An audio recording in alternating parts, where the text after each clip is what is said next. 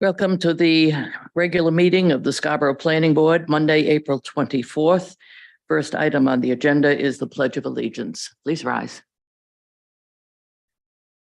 I pledge allegiance to the flag of the United States of America and to the republic for which it stands, one nation, indivisible, with liberty and justice for all.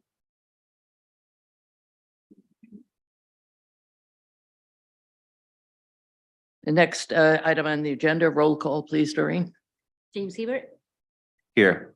Noah Perloop, Perlet. Perlet? Yeah, no Perlet. Okay. I'm here. Jennifer Ladd. Here. Roger Beely, Here. Rachel Hendrickson, Here. and Rick Manking. Here. Thank you. Next item on the agenda, approval of a minutes. Are there any additions or corrections? So moved. Hearing none, I have a motion to approve by Roger Beely. Is there a second? Second. Second by Rick Meinking. All right, Doreen, please call the roll. Rachel Hendrickson, Yes. Rick Manking, Yes. Roger Beely, Yes. Jennifer Ladd, Abstain. Noah Perloop, I and James Hebert. didn't answer the question. Abstain? Okay. Yes. Thank you. Yeah, for the edification of the three people in the audience, the two folks who abstained were not here last time. Next item on the agenda for 0.01, the planning board will conduct a public hearing to receive comment on amendments to the chapter 405 Town of Scarborough zoning ordinance. The proposal amends performance standards for small scale energy facilities to allow self-contained equipment and requires screening and appropriate siting of the facility. Removal of maximum energy exporting requirements to the grid is also proposed for the town, please. Thank you, Madam Chair. This ordinance came before the planning staff last fall as a request from two separate users. We took the request to the Sustainability Committee and then to the Ordinance Committee. And what you have before you is the ordinance that was recommended by those two groups. The ordinance as proposed removes the 200% maximum that can be put back into the grid. And it also requires some screening and some location requirements. Sustainability, as I mentioned, reviewed it November 30th and January 18th. And then the Ordinance Committee review was in March 9th. This is a public hearing this evening. Thank you. Is there any member of the public in the room that would like to comment on this? Please approach the podium, give your name and address, please. Is there any member of the public online that would like to comment? I'm not clear who I should look at. Okay. Angela is in the Zoom circle of death. So Eric is out there for us. He will text me. I see no one. if it is discovered at some point that there is a member of the public that is frantically waving their hands on Zoom, I will reopen the public hearing for their comment. Otherwise, as of now, the public hearing is closed. For the planning board, comments, please.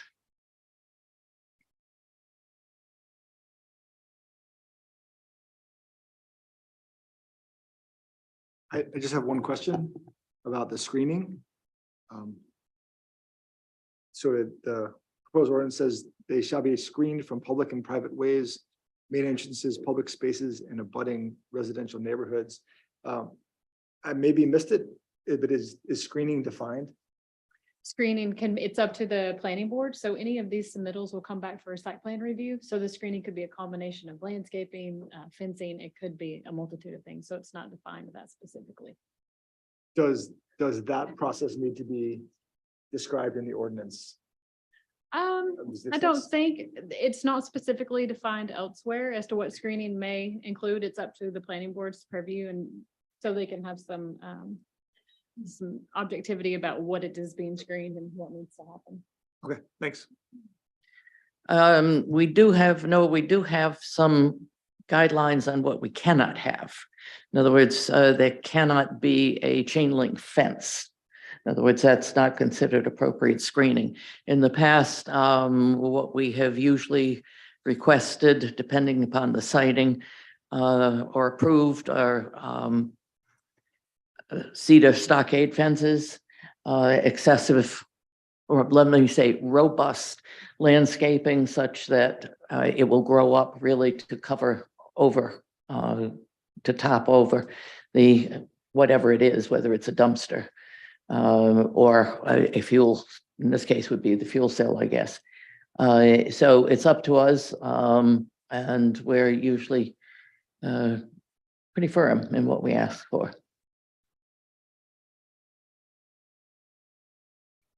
Jen? I just have a question, and at the risk of putting you on the spot, I'm curious, as our sustainability committee liaison, if you could briefly give any background on why this 200% factor was applied in the first place, and then because the ordinance is recommending taking it off, and I understand that there was, like, I didn't go back and watch the whole meeting discussion about it. So my general sense from reading through the material is that it's to limit sort of not making it a utility. I don't want to say large scale and small scale because those have different connotations here, but sort of a bigger impact sort of energy production You're on the right- operation. You're on the Okay. right All right. wavelength. And we're getting more efficient, so we are comfortable not having that type of, okay.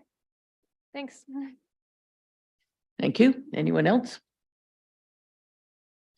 I do have one comment that I simply would like a response to, or someone to check in on, and that is I'm looking at the description per the Department of Energy. A fuel cell uses the chemical energy of hydrogen and other fuels to cleanly and efficiently produce electricity. What I'm not clear on, or I would appreciate knowing, perhaps the council might as well, is what is the safety factor of these cells and whether there is any protection from a building within a building.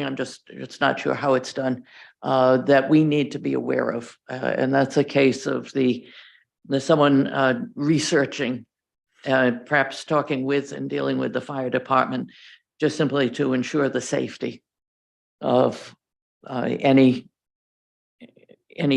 of these energy cells, the fuel cells. I think that's a good point. These two are actually not going to be using hydrogen. They're going to be using natural gas. Hydrogen is, and I'm not an expert in this, but it is a form of energy that's possible. But at this point, natural gas is how they'll be utilizing. Yeah.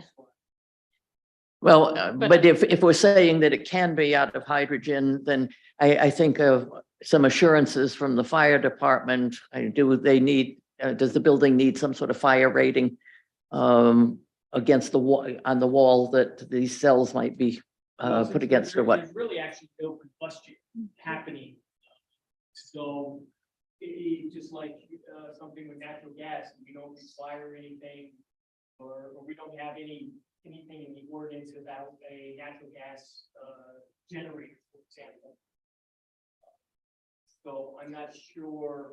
It would come through the site plan review process, which fire is part of. So I think if there was a one-off or something that looked a little different, these are in self-contained units outside of the structure, but I think they definitely would have an opportunity to review them through that And in some process. cases, as per the ordinance, they have to be in the Right, these particular units are self-contained and just look like a cell, correct. a combination of cells. I am, however, aware, for instance, when we have storage of propane tanks, we require a distance from a building. So that's the question I had, and I think it's something that would, wait a minute, please. I think that it's simply a question of due diligence. Because while, as I was looking at this, while just about everybody had an opportunity to review it, the fire department did not. And I think the fire department simply should take a look, and if it says, we've got no problems, then that's fine. So That's it, fair to bring it back to council. yeah, as I said, it's a question of due diligence. That's it. Thank you. Any other? None? Thank you. The hearing is closed. Next item on the agenda. 5.01, Apici Construction Corporation is requesting site plan review of a 113-room hotel at 205 Southborough Drive, assessors map R37, lot 48E. For the town, please. Thank you. This applicant was recently in front of the planning board for a site plan for a stockpile to act as a preload for the site, as well as a sketch plan for the hotel building on March 13th. The applicant has responded to the sketch plan review comments from staff to supplement its application. Staff's comments are primarily on wayfinding, signage, stormwater, and utility approvals, with the applicant having provided ability to serve letters from Portland Water and South Portland Sanitary District. A draft motion of approval has been provided for the board's consideration, and the applicant is here. Thank you. And for the applicant, Good evening. I have, please, your name. and- sorry, David Sherborne, architect and vice president at Opeachy Construction. I have a PowerPoint. Am I able to get access to share that on the Zoom meeting? Can you? All right.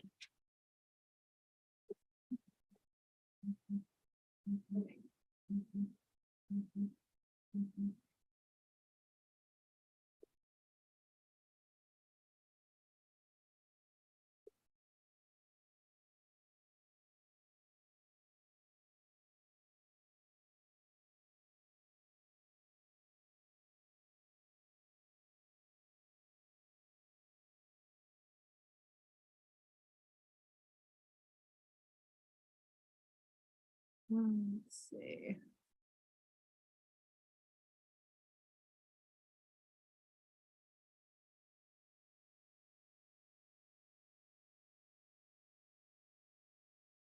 All right.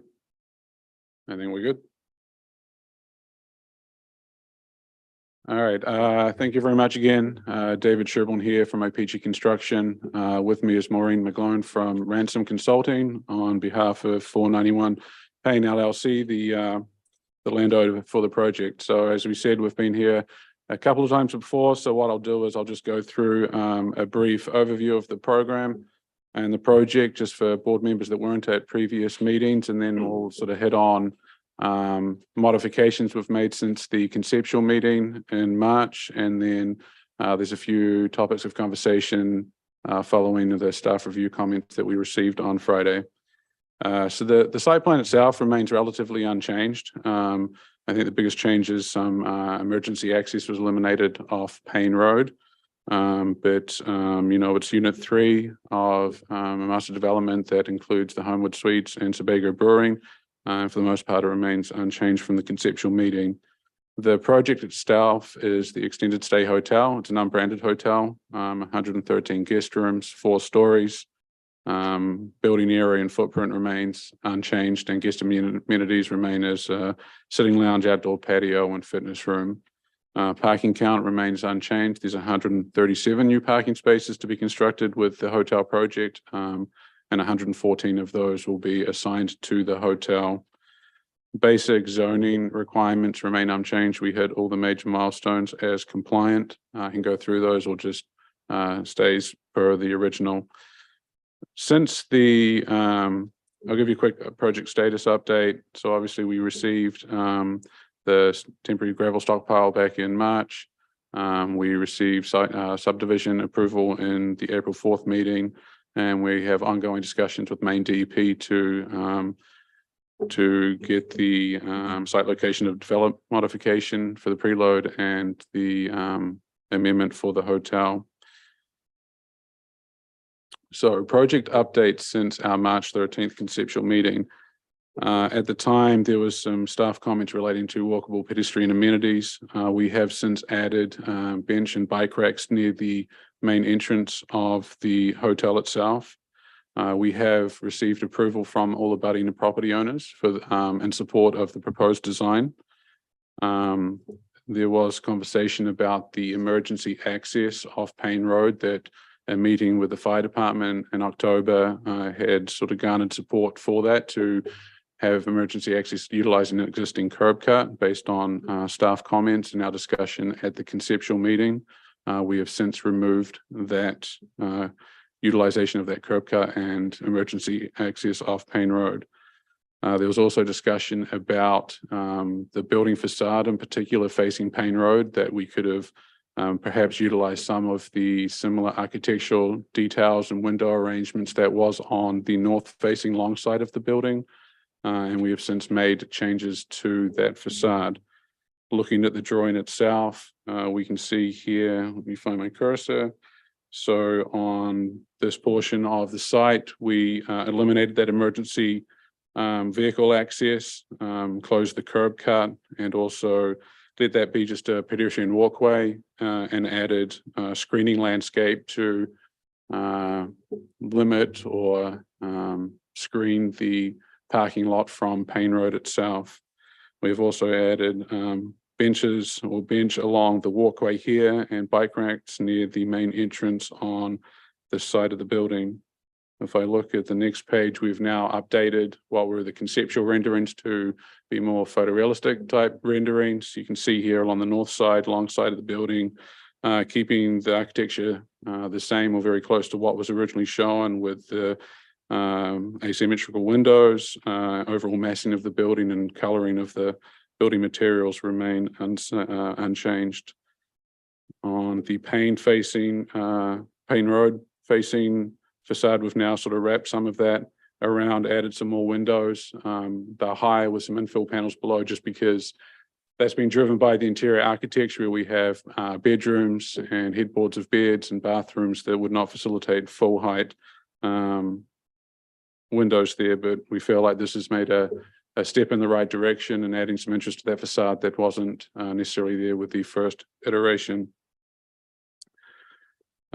Just want to touch on some of the staff comments that came in on Friday. So one of the comments was relating to providing better pedestrian connectivity to the Sebago site and introducing an ADA ramp on a corner island of their parking lot near their entrance. We have reached out to Sebago and they are very hesitant to do any more work on their site other than the connection that we're making to the parking lot. They're concerned with the amount of disruption, particularly that close to the main entrance to the building. So would rather, the preference would be to politely decline that and leave sort of the impact of the site work just limited to what's shown on the current building design. There was conversation at the conceptual meeting about wayfinding signage. We have shown building signage on the building itself. I apologize, we didn't include anything in the updated package that was submitted in early April. We're happy to work with staff to provide wayfinding signage. We understand that from a guest experience, it's very critical from operations and also within a 3-unit development to have clear signage and delineated paths to the hotel itself. I will point out that there was comments about doing marking on the pavement and also trying to limit the amount of traffic going in front of the Sebago site. There is a condo declaration in place right now that provides an easement and right to all common use drive aisles to all units. On the proposed site plan package, we show a proposed traffic routing, which is in a circular pattern and an anti-clockwise or counterclockwise around there, and we would propose that we would like to keep that, but happy to work with staff to provide adequate wayfinding signing to limit any confusion.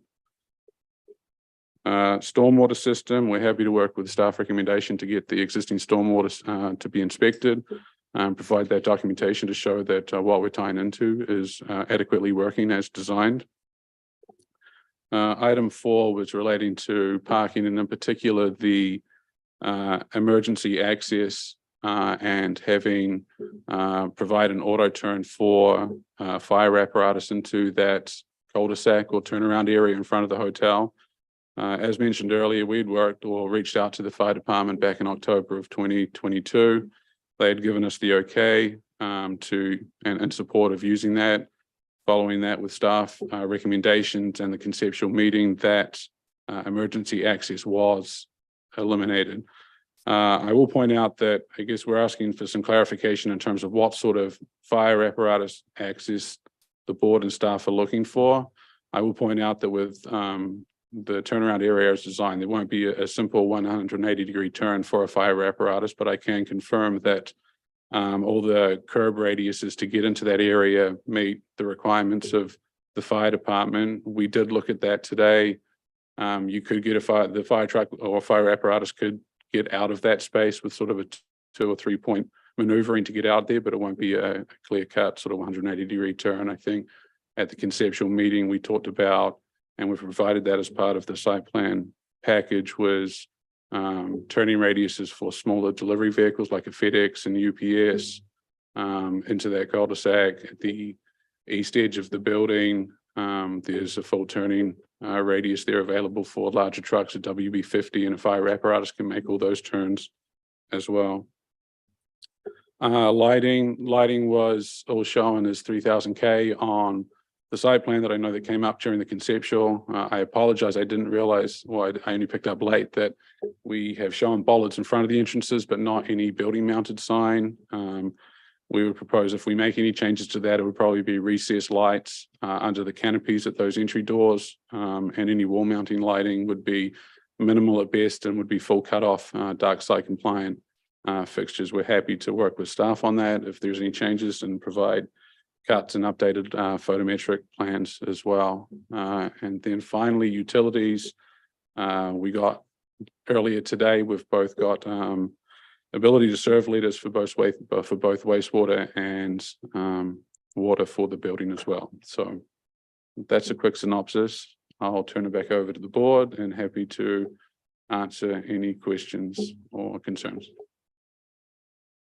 Thank you. This item is available for public comment. Is there any member of the public in the room who would like to make a comment? Anyone online, Angela? No hands raised. No hands raised? Going once? Going twice? Public hearing is over. I will turn this over to the board. Let's start down at the end with Mr. Meinking.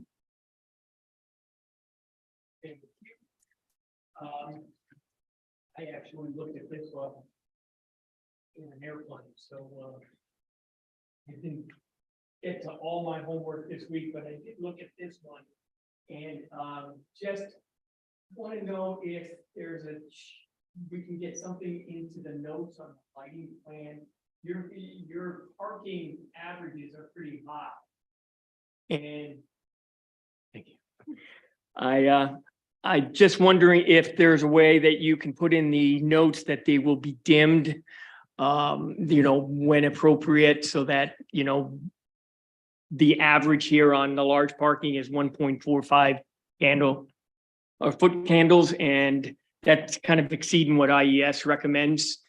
So will that be a problem? No, that's fine. We're happy to do that. Yeah, we can work with you on updating those foot candles. That's not a problem. And the other thing, I found it, I almost thought you said 12 EV chargers and I could only find 10, but then I looked and the two handicaps at the circle will have an EV pedestal there for a tandem. Correct. So that gives you the 12 that's required on the ordinance, and then to have the conduit available and follow up on that aspect of the ordinance. I think the building looks good. I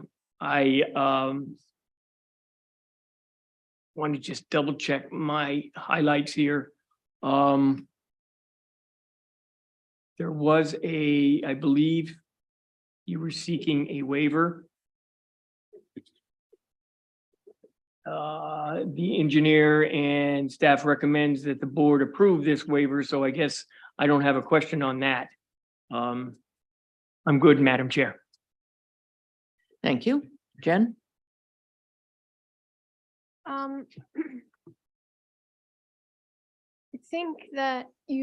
think maybe there was a display presented the last time that you were here, but I don't really recall, and I'm not super familiar, other than I think most of this area is wooded currently, but I thought that the comment about making a connection to Sebago Brewing was a good one. I think that'll be heavily utilized. I think it's unfortunate that, but understandable, I guess, that they're not interested in having the receiving end of that ramp be installed at their front door. I think that's almost to their detriment, but that's up to them. However, that comment did raise the question for me about whether or not you're able to provide a similar pedestrian connection to the Pizza Plus that's next door, or that parcel. And I can't remember what the topography there, or like if it looked like there was a tree line shown there. Yeah, you're talking about, Hearing. yeah, there's landscaped areas between the two. I think probably the shortest path would almost be out off this connection to the sidewalk on Payne Road and down across to the Pizza Plus. Okay, yeah, I guess that would do it. This just seems like the type of thing to me that 5 years after you're open, there's probably going to be a pretty well-worn path between the front door, the main entrance to this facility, and whatever the shortest line is. And so I just raised the question because if there's any way for us to sort of formalize that out in front of that that type of evidence, it seems like it would be good. But again, I'm not super familiar with what the other end of their site would look like. But I don't know if that's, it doesn't look like it would be that difficult to just come sort of straight line out across from your front entrance to that corner. And then the only other question that I had was about circulation around that circle. Is that intended to be one or two-way? One way. One way, okay. And it was 25 feet wide, was that right? I believe that sounds about right. I think it was a Approximately. Yep. 25-foot radius and 50-foot diameter, clear of the parking. Okay, so I would and I know that you're gonna work on wayfinding signage, but yeah, certainly if that's intended to be one way, I think that would be helpful. Okay. To just include that in that package. Not a problem. Thank you. Oh, and I would appreciate it if you would talk a little closer to Sorry. the mic. Apology. Your voice gets a little low there. Not a problem. Roger. Yeah, I'm basically satisfied with everything. I think the wayfaring signs are important because cars move all over the place in there. And I was struck by the our peer reviewers' suggestion on the walkway to Sebago Brew, because I also know that people walk all over the place to get to Sebago Brew as well. Yeah. And so I suspect that'll just continue to be the case. So I'm not, that's not a big issue for me. So I think I'm pretty much satisfied with everything. Thank you. Noah. Hi, thanks. I was just reviewing your plant list. I really want to say I appreciate that almost all the plants that you're picking here are native plants and from Eastern North America. I did want to just ask two minor points. Seems like there's two plants, if you don't mind me asking you about. First is the Russian sage. It's not a North American plant. Ask you to consider replacing that with a native North American plant. Okay, not a problem. And second, to a lesser extent, white fir is a Western Pacific Northwest plant. If you could consider using a conifer, you have it listed under evergreen trees. Okay. Native to Eastern North America. That would be much Yeah, I appreciated. think that's an easy swap that we can accommodate. Not a problem. Great. Thank you. Thank you, Noah. James? Thank you, Madam Chair. The only comment I'll have piggybacks off of what Mr. Mind King said about providing some sort of dimming function for it. And I would recommend using, just based on a simple time clock, some kind of step dimming after, say, 11 o'clock at night. Okay. Dim it down maybe 50% or more, Mhm. just to try to reduce that late night, dark sky lighting pollution. Okay, not a problem. We can definitely accommodate that.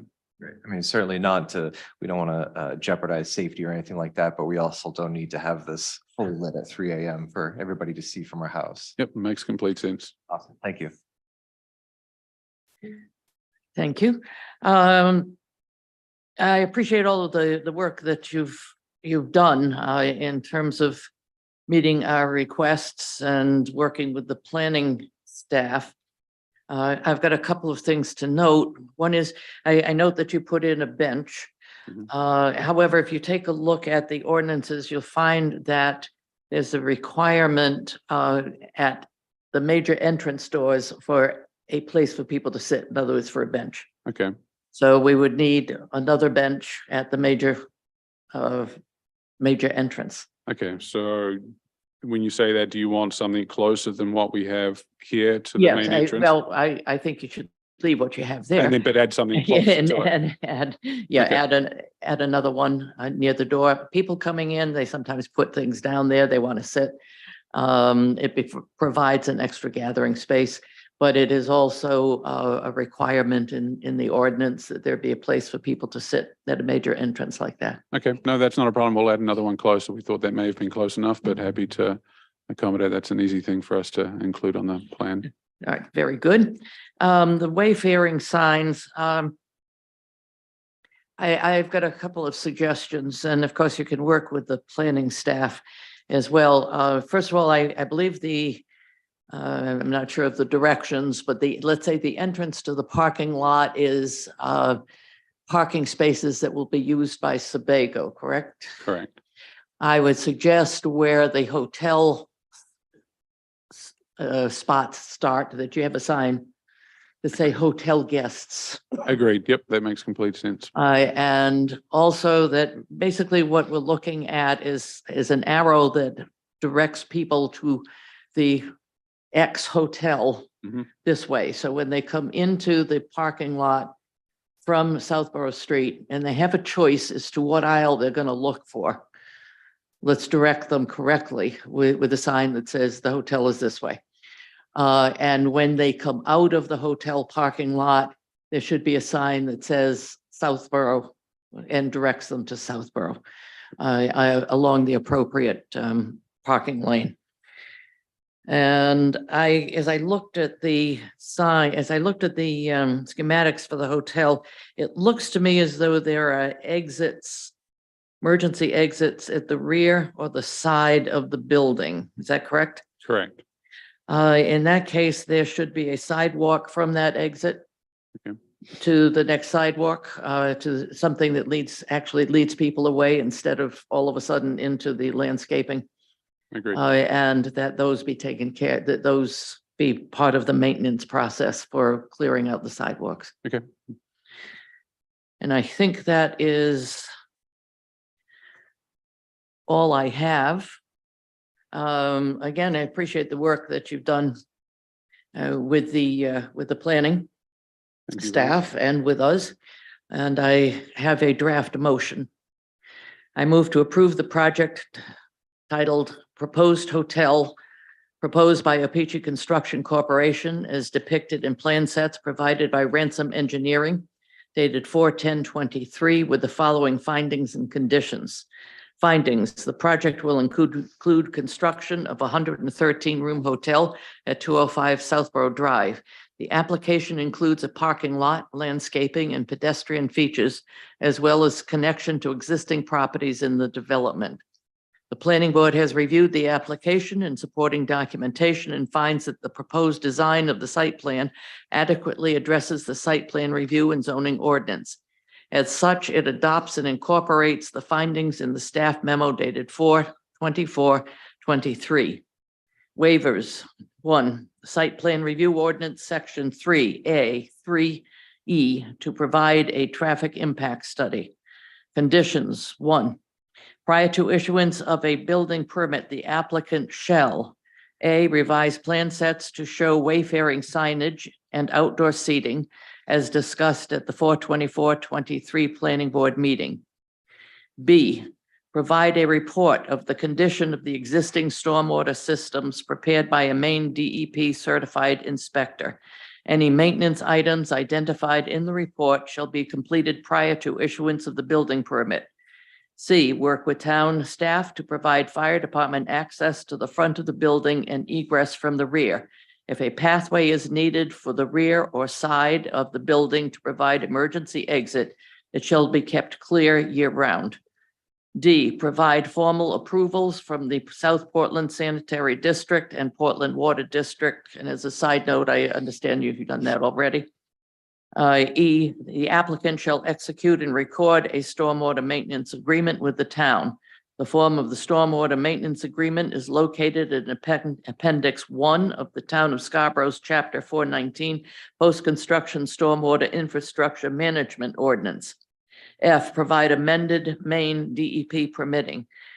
G, address comments in the Haley Ward memo dated 4/13/23.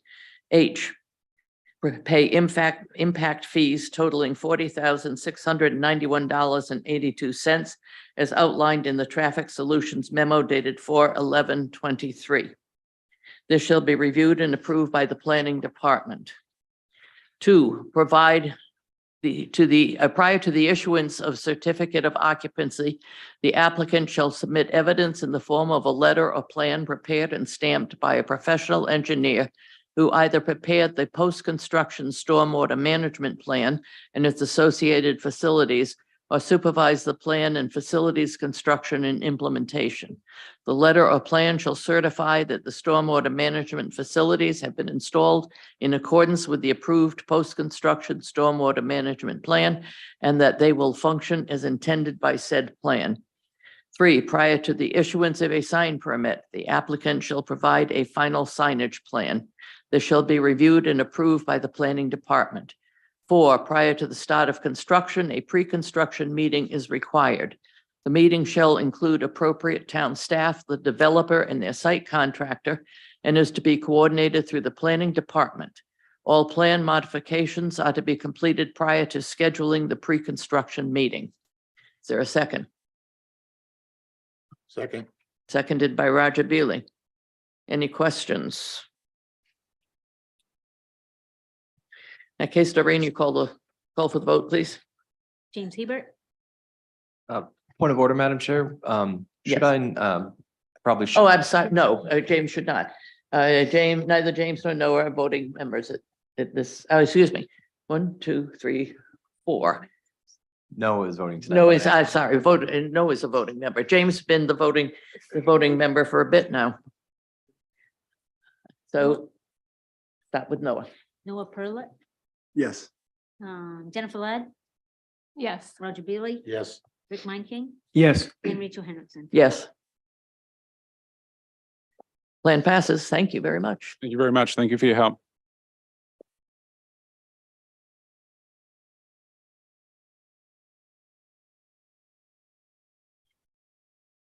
Next item on the agenda, 5.02, None Such Development LLC is requesting a site plan review for construction of a 49-space parking lot along Gorham Road. The project would be across the street from the existing None Such River Brewery located at 201 Gorham Road. The property is further identified as Assessors Map R38, Lot 1. For the town, please. Thank you, Madam Chair. The applicant is now proposing this as a 49-space permanent parking lot, and we are treating it as such in our review. Our primary outstanding comment has to do with the driveway entrance, and it's designed to facilitate stormwater flows and wetland connectivity.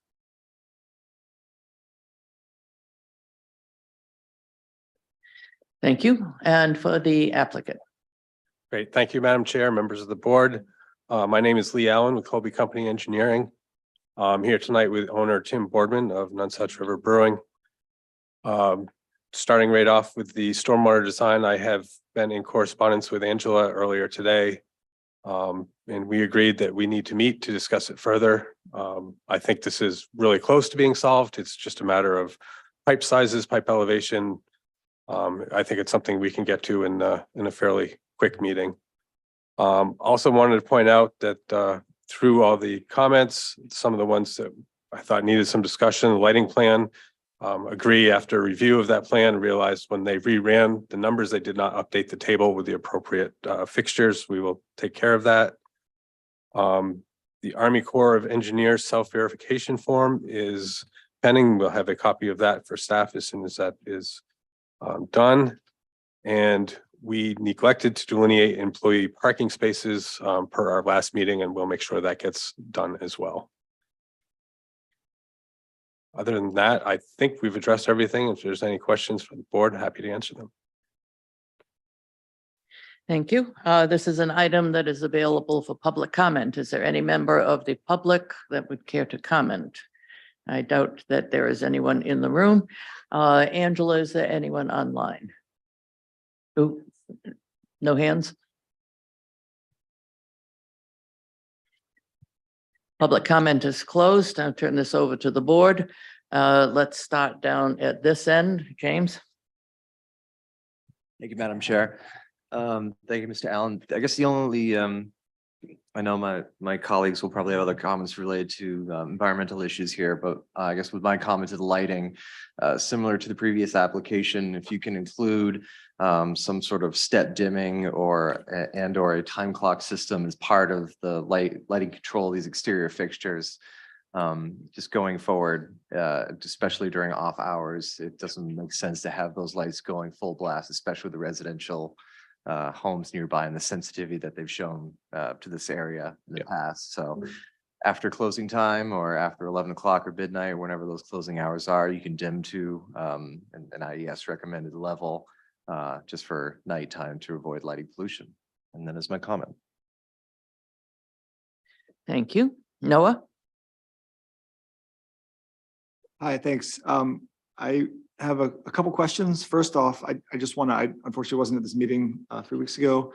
I do want to just point out the applicant that this parcel is adjacent to and for frankly encroaching on one of the conserved crown jewels of our town, Warren Woods, and we appreciate this is private land that you purchased, and that's great, but I really want to ask you all to please keep in mind the sensitivity of this parcel in the adjacent nature of it to Warren Woods, particularly that this feeds directly into the Nonsuch River, the wetlands goes directly into it, and to really think about that carefully. In fact, the Conservation Commission, I'm sure you've reviewed the memo that the Conservation Commission has asked you to address. And so please, I'd ask you to review that memo again, if you hadn't in recent time. They really wanted to see a full build out site plan when coming here, not in multiple pieces. And so I'll leave it at that. That being said, knowing your business, you guys are great community partners, without question, do tons of awesome stuff. And I appreciate that. I noticed that just on the, I really want to thank you all for all the plantings that you have here are all native species, not only to the US, but to Eastern US. And that's wonderful. My only question beyond that is, I haven't asked you any questions, is to describe what the vegetation in the basin is going to look like. Oh, sure. The basin will be grassed. It'll be maintained lawn basically, and it only fills up after a rain event and drains within 24 to 48 hours. Okay, so basins in Scarborough have a long history of being overrun by Phragmites. Yep. And Phragmites, I think Phragmites in this case would need water, and these are intended to be dry except after rain events, and they'll be dry again very soon after a rain event. So I don't see that as an issue. And with the post-construction stormwater management that we have to do, that it should never happen. okay, and so they're going to be mowed on Correct. regular basis? Yep. Okay. And maybe I missed it. Is there a list of grass species intended for the planting in here?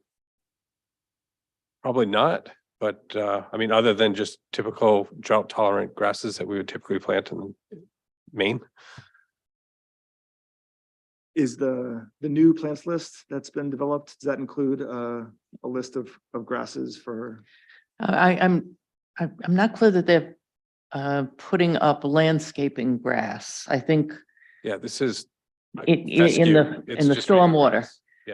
I Just appreciate that. regular. So Okay. I appreciate that, but remember, that means that we're planting grasses that will seed, and then those seeds will go into stormwater that will then flow into the Nonsuch River, and those seeds will be dispersed. That's how seeds move through waterways, and so that's why I'm asking the question. It, I would appreciate if whatever that, like, for example, the previous applicant had a clear list of the Sure. grasses that will be included in their mode area. That's fine, and I think it's appropriate to include that in your vegetation plan.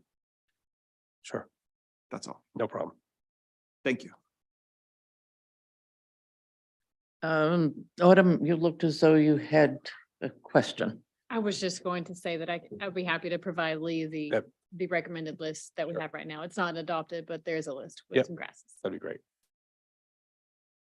Thank you. Roger.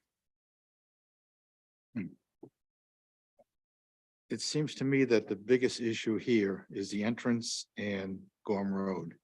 And from what I understand, you're having discussions with Angela on that. The discussion has to do with the drainage, the rock sandwich and the culvert underneath the driveway. And The location, I think, is fine, has been reviewed. That's fine. that's still being worked out. Correct. We emailed back and forth today. And it just means she suggested that we sit down and discuss it and we'll come up with a solution. I think we're close. Okay, and what about the Gorm Road and the turn lanes? There were several minor details, like the stop bars shouldn't be there. And then just making sure that we have DOT standard details for all the striping. And there was a patch, I think, on the southwest side on the shoulder that probably needs to be ground out and replaced.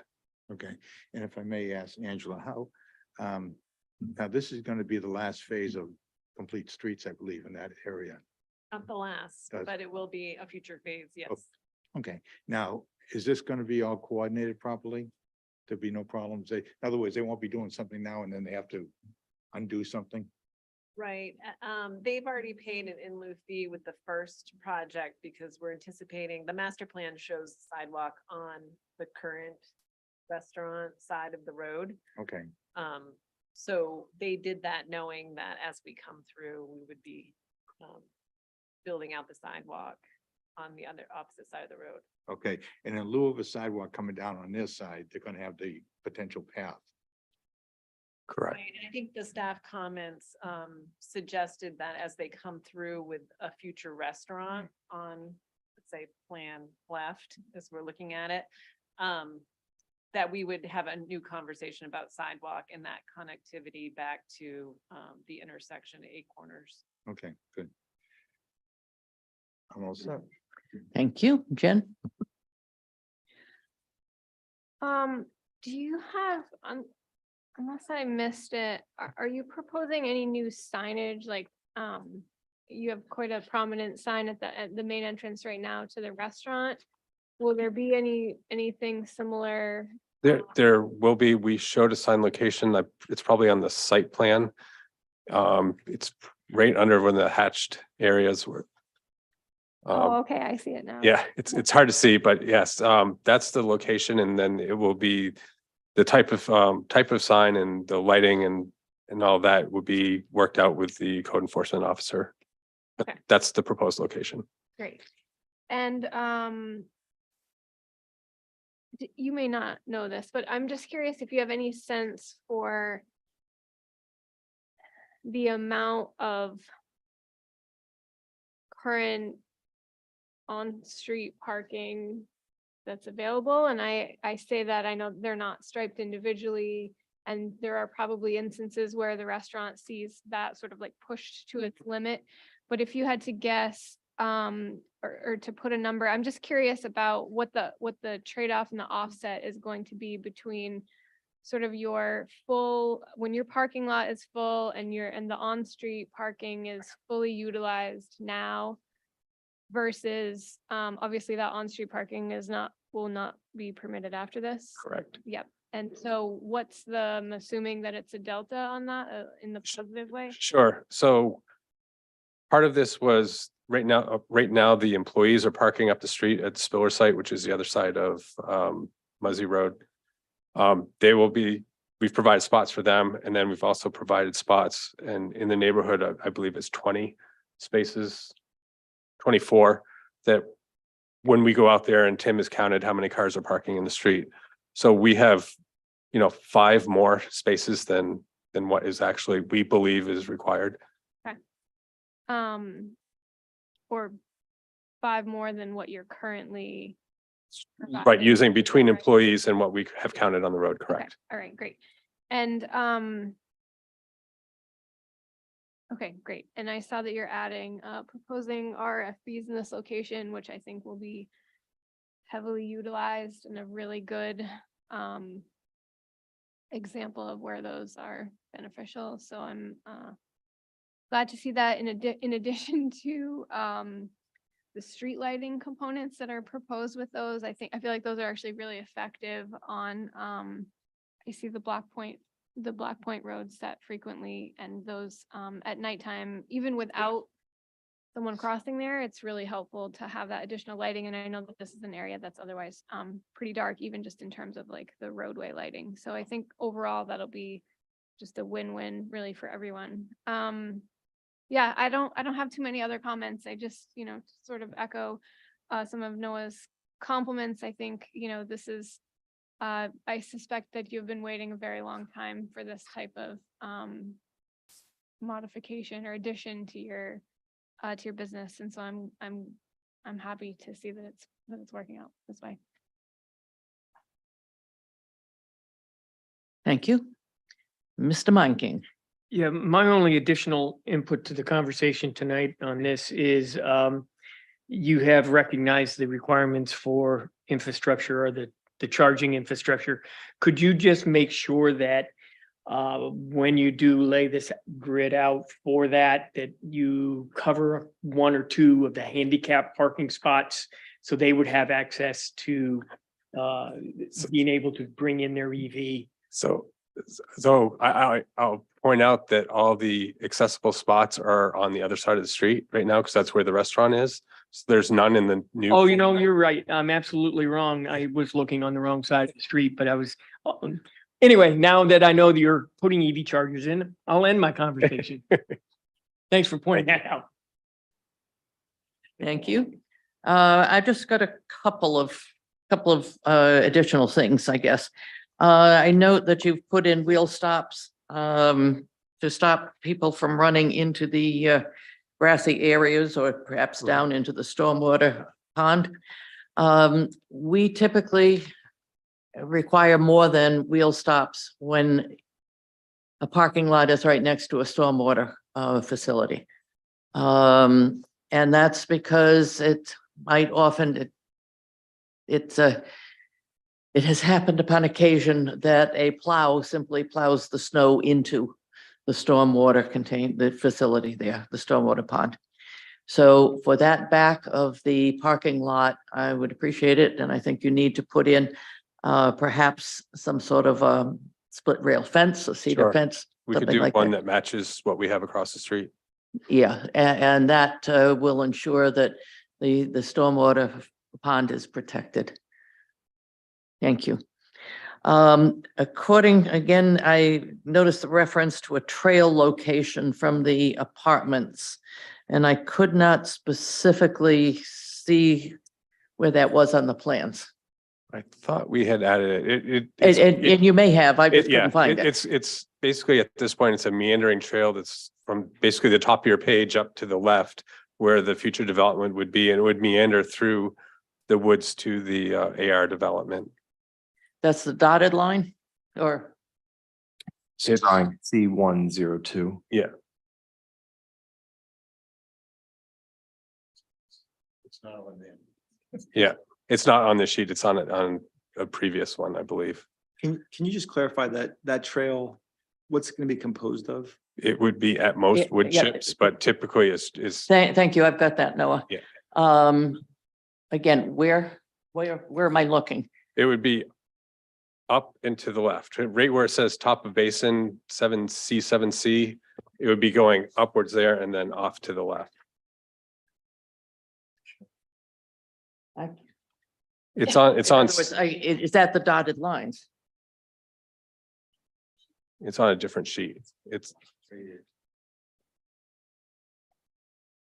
All right, yeah, we need to see the specs on that. We need to know how it's going to be taken care of, especially in terms of the plowing or snow. Is it going to be taken care of during the snow time? yeah, it will be taken care of because Okay, well, it's to everyone's benefit to have that path in there. Yes, I agree. But we also need to see what it's composed of, how it's going to be Yeah, built, how it it's going to would be be- maintained. Following the DEP guidelines on the meandering trails and Good. I'll use that And language. you but- can show us how that's done on the follow-up. Thank you. I assume you understand that that means that we still need a sidewalk along Gorham Road On, or in lieu of. so I guess where would you recommend that be? I know there's going to be one on the east side of Gorham Road. The west side of Gorham Road has the wetlands that run right up to the edge of it, all the way up. Let me ask the town. Is there a plan, Angela, for sidewalk between the apartment buildings and the driveway? So that people can cross over at that point? The master plan was developed prior to any of that development being foreseen up at the corner. So our sidewalk shows on, as I mentioned, on the brewery side of the road, all the way up to Payne Road. I know with AR Building, their development, they were required to put in pedestrian crossing at the intersection as well as sidewalk along their whole frontage and actually crossing through each of the intersections with the PED signals. So there will be sidewalk then on this side of the road back to where the Spring Street intersection is. So there would be an opportunity, I think, to fill that gap. And that's where I think staff was suggesting we might want to look at it when there is actually a business on this side rather than just parking to cross the street. But we're open to the board's conversation about that. That was kind of through the planning department, thinking of it as when it's a destination. I would recommend that if you're coming before us with a building, with a restaurant, that you include. Yeah, that Sidewalk was, on that that was, side. that was our plan all along. Okay. Makes sense. Are there any other questions? Just, Anything we've missed other than really reinforcing the work on the driveway entrance? Jen? just as an intermediate nod to the sidewalk topic, if there's a way to show sort of a finished connection between that trail and the crossing of Gorham Road such that people from the adjacent development could get through. Right now, it looks like it terminates kind of at that light, looks like Yeah. a light pole. Mhm. I think it would be great to sort of finish that connection either to the sidewalk. It looks like you are proposing a short section of sidewalk immediately adjacent to the parking area that then leads to the crosswalk Yep. and onto the restaurant. So just finishing that connection, that's all. Yeah, thanks. Thank you. Do you have any questions of us?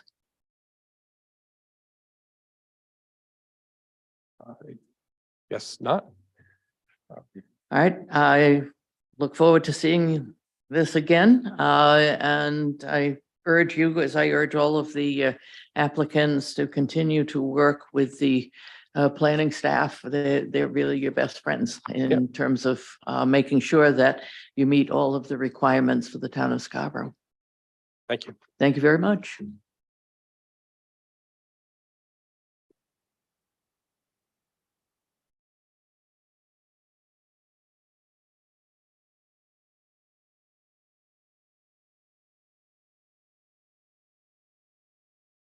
Next on the agenda, Crossroads L Holdings LLC is requesting a master plan amendment of the Town Center Master Plan for Scarborough Downs. The amendment would reduce the required setback for buildings from 3 feet to 0 feet. The property is further identified as Assessors Map R52, Lot 4.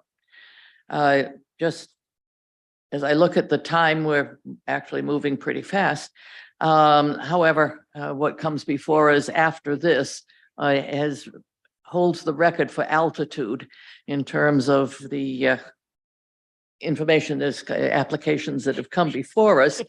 And just as a reminder, at some point, probably during this presentation, we'll take a 5-minute break, but we've got an hour before we get there.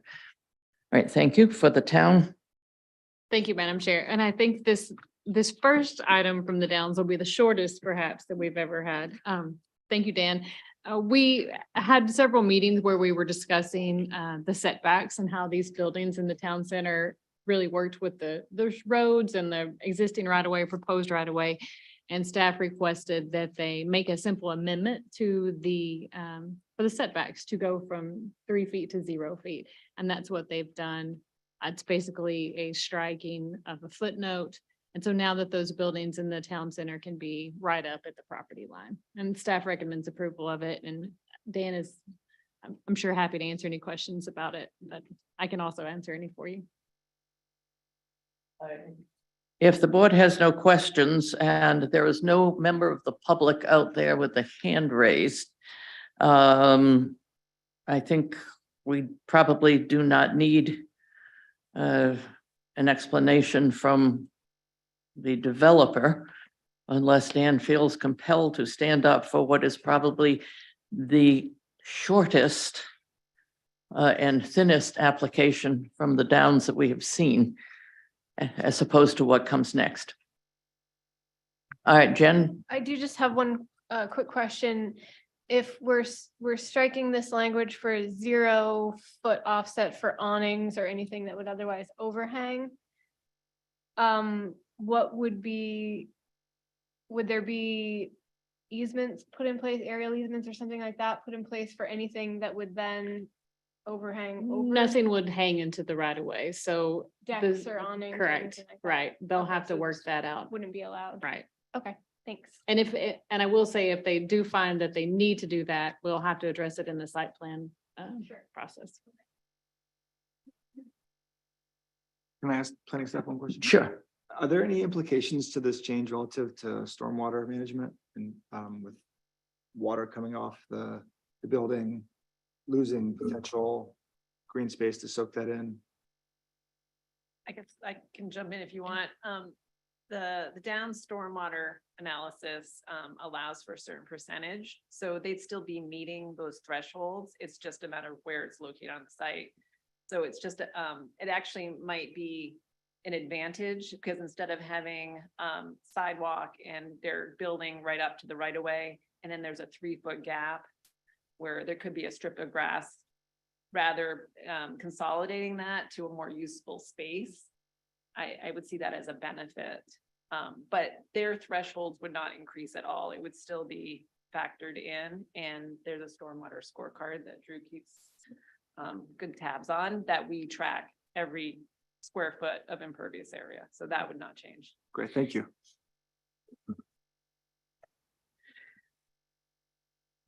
All right, in that case, I have a motion. I move to approve the project titled the Downs Town Center Master Plan Amendment proposed by Crossroads Holdings LLC. The project is depicted in application materials dated 4/7/23. Findings: the proposal amends the existing town center master plan at the Downs by reducing the required building setback from 3 feet to 0 feet, eliminating footnote 4 on page 42. Is there a second? I second. Seconded by Rick Meinking. Noreen, please call for the vote. Noah Prulett, Yes. Rachel Hendrickson. Yes. Roger Beely, Yes. Jennifer Ladd, Yes. and Rick Manking. Yes.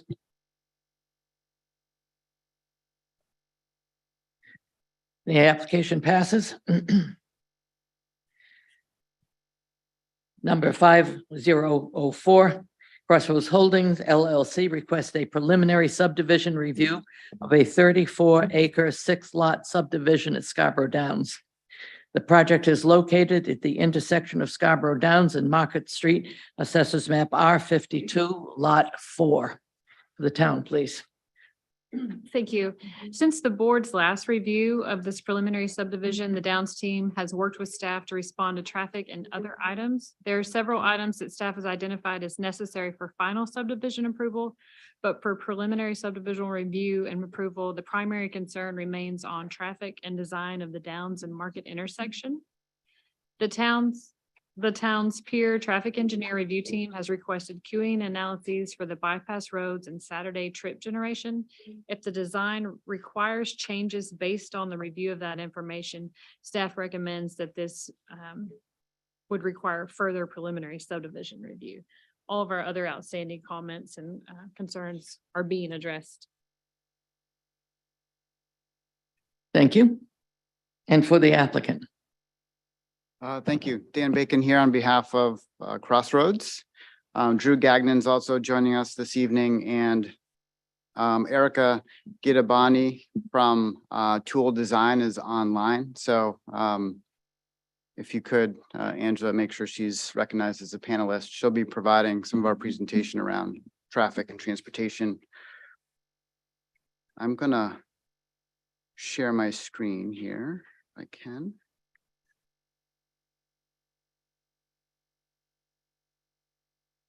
All right, thank you.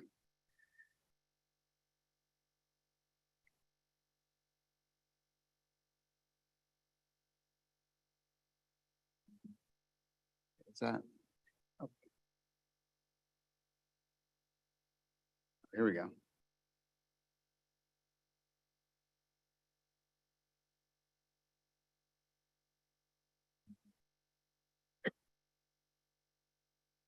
Okay, sorry for the delay. I'm surprised we're making a record this evening, given all the applications we've had before, but I trust you, Madam Chair. I've never seen this height for one application. As I said, the altitude record has been achieved. All right, well, it's all very important information. And I haven't, I did not weigh it, but Roger is convinced that it is also the heaviest one we Oh, have sorry, received. Roger. We should get the senior additions. It's also Yeah, the we would most like the exciting senior part of the additions. project, right? So it takes a lot of words to explain the most exciting aspect of the project. So this evening, this as introduced, is actually, I think, about our third time with the board at this preliminary level, talking about the subdivision. And I'm going to touch on some initial updates that we've made. And then I'm going to turn over to Drew and then Erica to talk through more of the civil and traffic transportation related updates that we've made. So just to quickly remind the board where we're talking about, this is the first phase of the town center area of the Downs in the project. So the larger blue dashed outline is the overall town center master plan district. And this evening, and this preliminary and then final application really only pertains to what's outlined in red, just to orient the board. I know that's probably an easy reminder for you. Something that we thought was important to do when we talked about the last preliminary discussion is to begin to provide a composite plan, meaning there's more kind of context with the subdivision when we start to add in the various sites and their layouts that we've begun to review with the board. So that's what this plan begins to do, so that you're not just looking at the street design, the subdivision elements, which are really just the framework for lot development. So we've provided this in your packet, and I wanted to start with this to kind of help the board understand the relationships, between the buildings and the sites and what you're actually reviewing, which is the subdivision. So on here, you'll see even the site plan that you reviewed last on Market Street, which is outside of this subdivision area, but we thought it was important to include it. So you see how close it is and the connections that are made. So that's on the screen to the left. That's that Market Street multi-building site. And then within the subdivision kind of proper are the three sites that you've either reviewed at last meetings or last few meetings, or is on the agenda after this one this evening. So to orient you, maybe in order of what you've seen, 3i Home is this site here, which is lot 6. We've defined lot 6 on this preliminary application because you saw it as a sketch plan. Last meeting, you reviewed at sketch plan level, this apartment site, which is a portion of lot 4. And you can see that, you can see it better than the last time you reviewed it to understand, okay, it's not all of lot 4. It's taking up a portion of lot 4 at this time. And then what's on your agenda for sketch plan this evening is our first kind of mixed use building, which is this one here on lot 1. And there's interconnections with 3i Home, and you can see its relationship to the street and the Market Street Downs intersection. The other lots, we're not showing anything yet because we haven't gotten that far in terms of having a sketch plan to present to you. But we thought that could provide some helpful context as you look at the subdivision.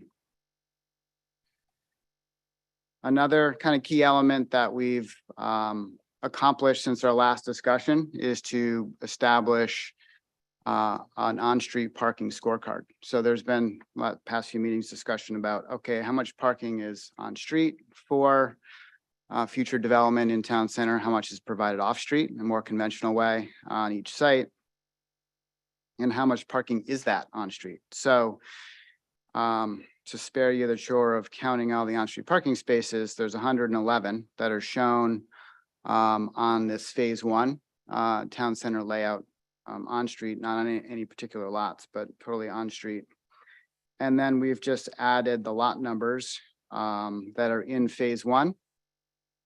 And at this point in time, none of those lots are proposed to use the on-street parking to count towards their parking requirements.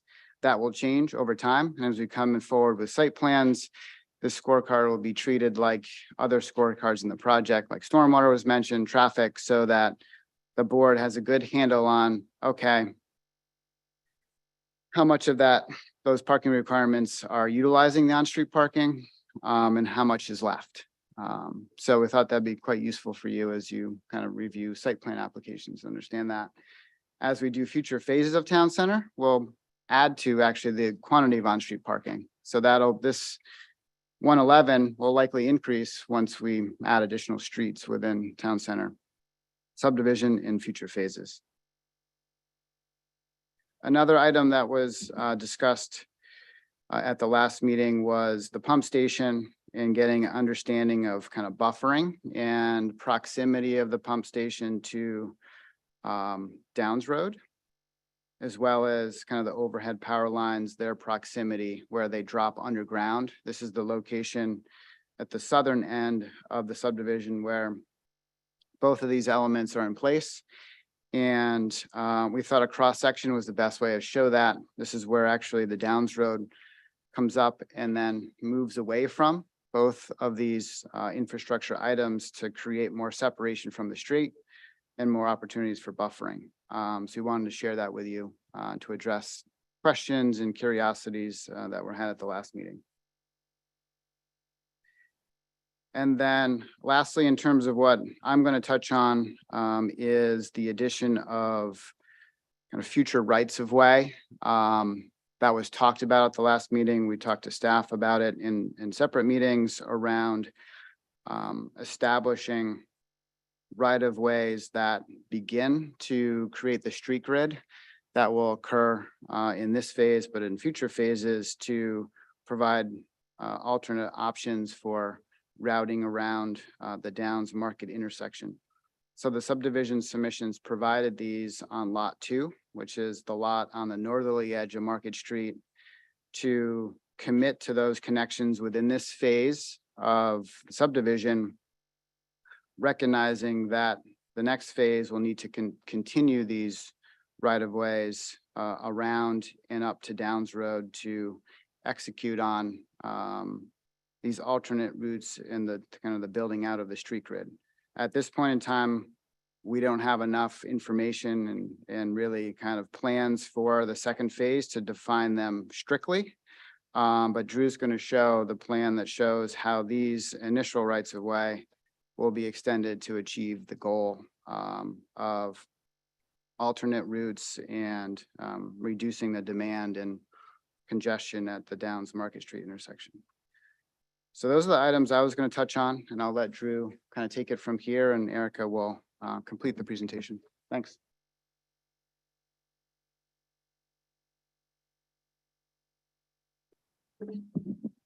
Thanks, Dan. Drew Gagnon with Coral Palmer. I guess I apologize for the size of the submission, but I would not want to be caught not providing anything to the board. So I hope it was easy to navigate and you could find what you needed throughout it. I do want to touch on some of the kind of more detailed engineering revisions we made since the last. Dan did a good job of highlighting everything kind of from an overall standpoint, additional information. So I just want to start with that. As part of the last comments that went out Friday, the town civil peer reviewer has signed off on our design for stormwater and other engineering aspects, non-traffic related. So I thought that was a good step in the right direction here for preliminary subdivision. And we fully will respond to all the outstanding traffic comments as well as the additional analysis that I'll get into in just a little bit. So as Dan mentioned, we are showing 6 lots in the subdivision now, and we've been upfront with saying that additional subdivisions are likely as sites become online. So I'm sure there'll be revisions to this subdivision amendment at some point as the lots become programmed and lot lines are defined. So that's the reason for the 3I lot being shown now, and then we'll keep adding to the numbers as we work along there. One of the items that we changed was the trail crossing, specifically the one down by the pump station. So I'll get into a plan that shows it a little bit better here in just a minute, but essentially we moved it about 100 feet north. That's going to help with sight distances and also help with pedestrian crossing at the actual trail location where it goes behind the gravel wetland on the left-hand side of your screen right around here. So we're meeting all sight distance, stopping sight distance requirements for this. And we feel that with the placement of the advanced warning signs that we're creating a safe pedestrian crossing here. We do note the comment from the town regarding the additional advanced warning signs on both sides that we're happy to add, and we can review that for the next for final subdivision application. Driveway openings were added for all the lots. There was a comment last time about not showing it for lot 3. So we've added it across from lot 4, showing the intended access point for lot 3. One of the access roads off Market Street that are intended to disperse traffic around the town center intersection was modified to include a truck apron to further define trucks going through this intersection and not through the Market and Down Street intersection. As well as some wayfinding signage we added to promote trucks to go in that direction as well. Dan touched on the future right-of-way that are now shown from the bypass roads and the access roads to this edge of the subdivision limit right along the northern portion of this application. This is that transportation network plan that I've showed previously. I turned it from previous submissions to kind of orient ourselves with the current application. You'll notice that we've straightened out this connection, and that kind of goes to show that we don't exactly know where this exact alignment of these roadways are going to go and how they're going to connect to the future Downs Road extensions, but that we're committed to it. So we're happy to add more informational line work and notes to our plan set to show this connection and show the ability for these bypass roads, if you will, to get around the intersection. These are a few blowups of the proposed changes along the roadway. This is Cross Street with lot 4, the multifamily site that was reviewed for sketch plan at last meeting. And this is the access to lot 3.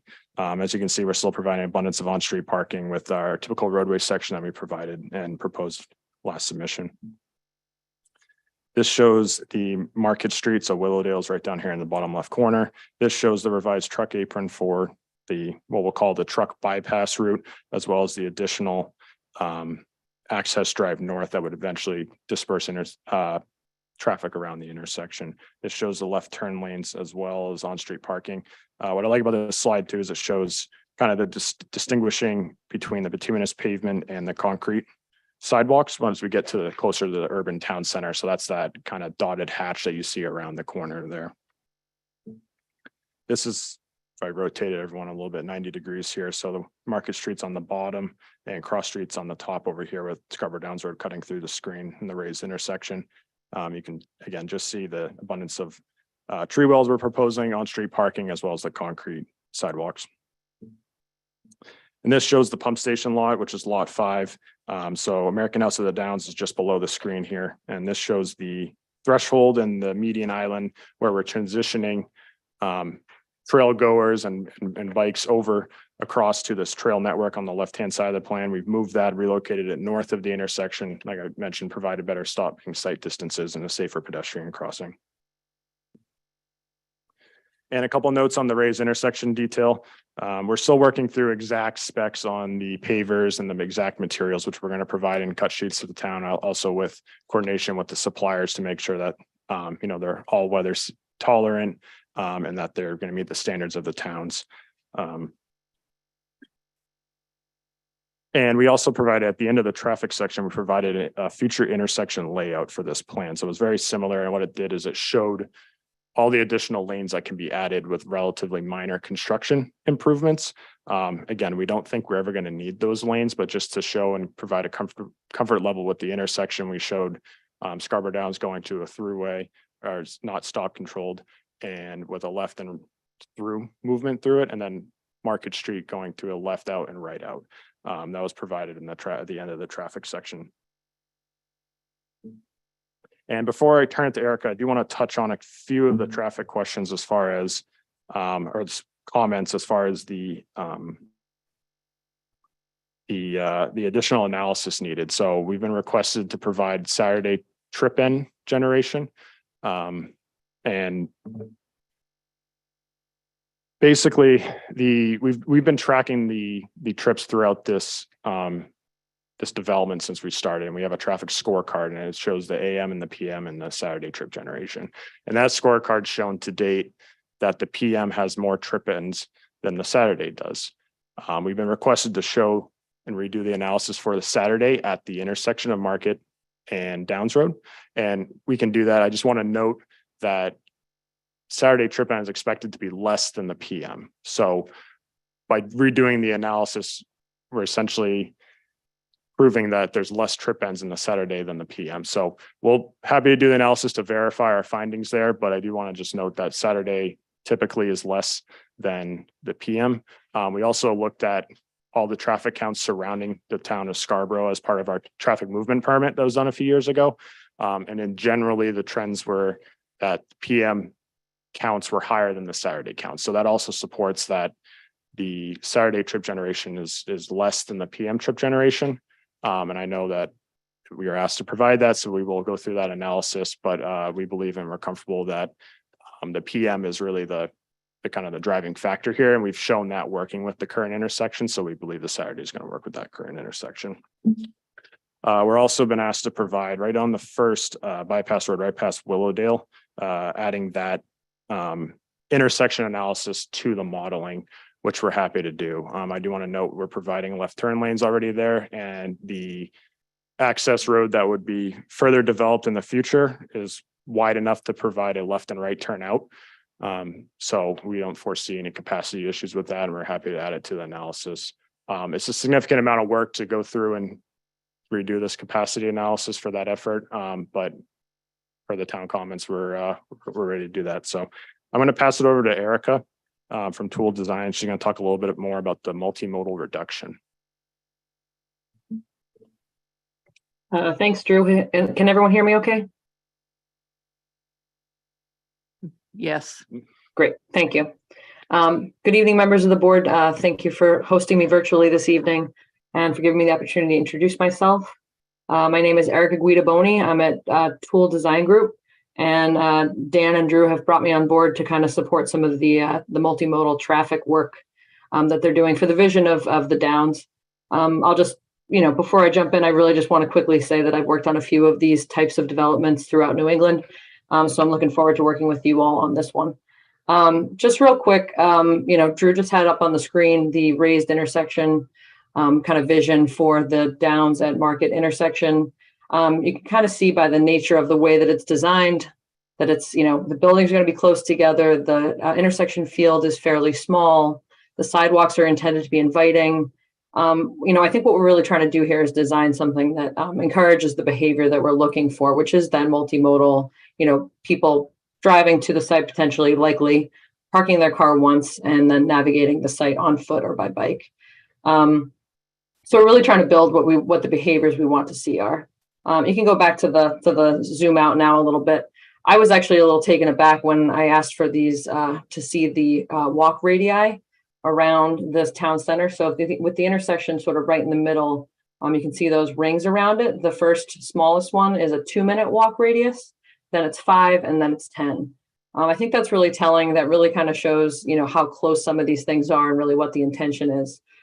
So we did do a multimodal credit. I know that we did a sensitivity analysis and a full kind of build out analysis of everyone driving between uses. We provided both of those for that intersection.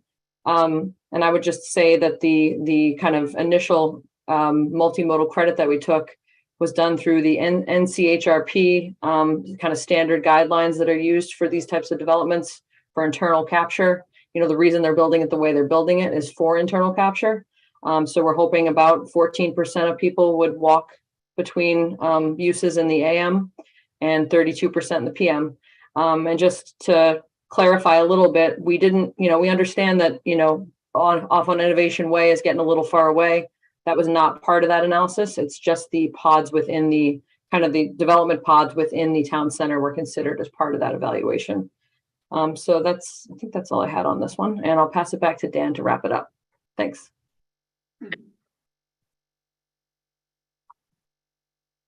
Thanks, Erica.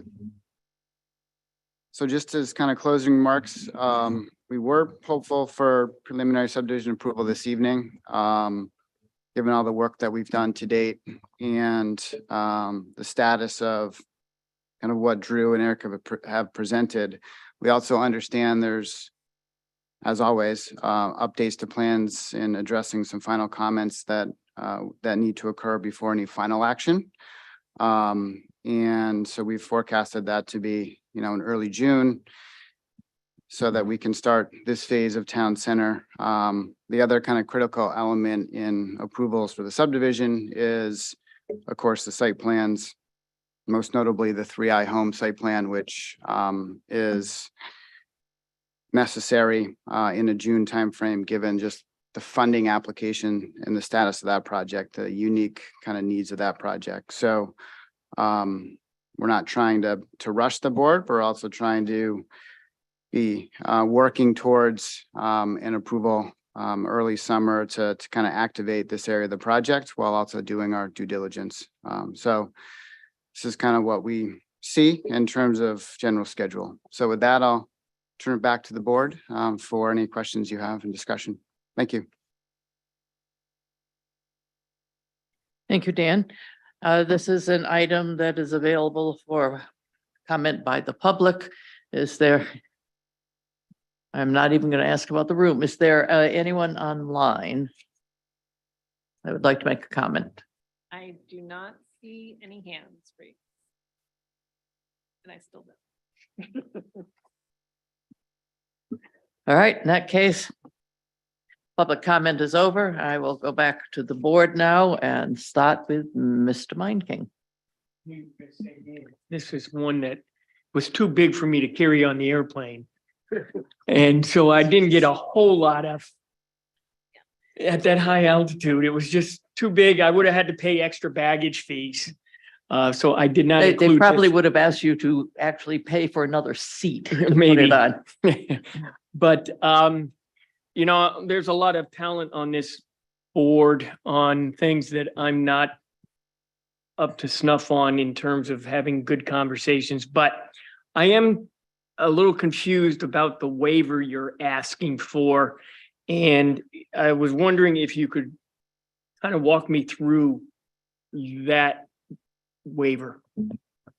Yeah, certainly. So it relates to where we connect from a previous phase in Town Center Residential on the Downs Road, and where we're connecting and aligning our roadway in Town Center. So right at the bottom of the screen here is the American House at the Downs entrance, which is where we've left off. And this roadway alignment leaves off on a curve, essentially with a really short tangent. So it has essentially a curve and a really short straight section. And again, that was left off, not having incorporated with a previous design of Town Center. So what we're before here is we're trying to move the road and align it further east to create more usable lots between the gravel wetland and the roadway network. So what we're requesting is a reduction in the tangent between reverse curves. Basically, we're going from, I think 150 is the town standard, and we're requesting somewhere closer to 20. It's almost right back-to-back reverse curves. From a traffic standpoint, a design standpoint, at least from an alignment design standpoint, we believe that actually slows traffic coming down and into the town center, because it's now not as gradual. It's going to be a little bit sharper. So we're not reducing the radii of anything. We're just shortening up the tangent between the reverse curves. And as part of that effort, we've moved the threshold and the crossing further north beyond the reverse curve to eliminate any sight distance issues for pedestrian crossing. So as far as the waiver would be the reduction in the tangent between the reverse curve. Mhm. In the staff comments, though, they're mentioning that this has some, because of the Millbrook, has some repercussions on that. I don't know, Angela or Autumn, can you kind of give me, or maybe others are a little bit confused on why this might not be a good waiver to be seeking? Maybe it is okay. I don't know. I guess I think you're combining maybe two different Oh, comments. no, I'm on the wrong page. It's, Um, I've been up since 3 this morning, so I couldn't just wake up and go to work at 8 AM. I had too many emails to jump on. So, where was my waiver comments? If you want, Rick, we can go to somebody No, else no, and I give you got a it here. chance to work it through. Being proposed.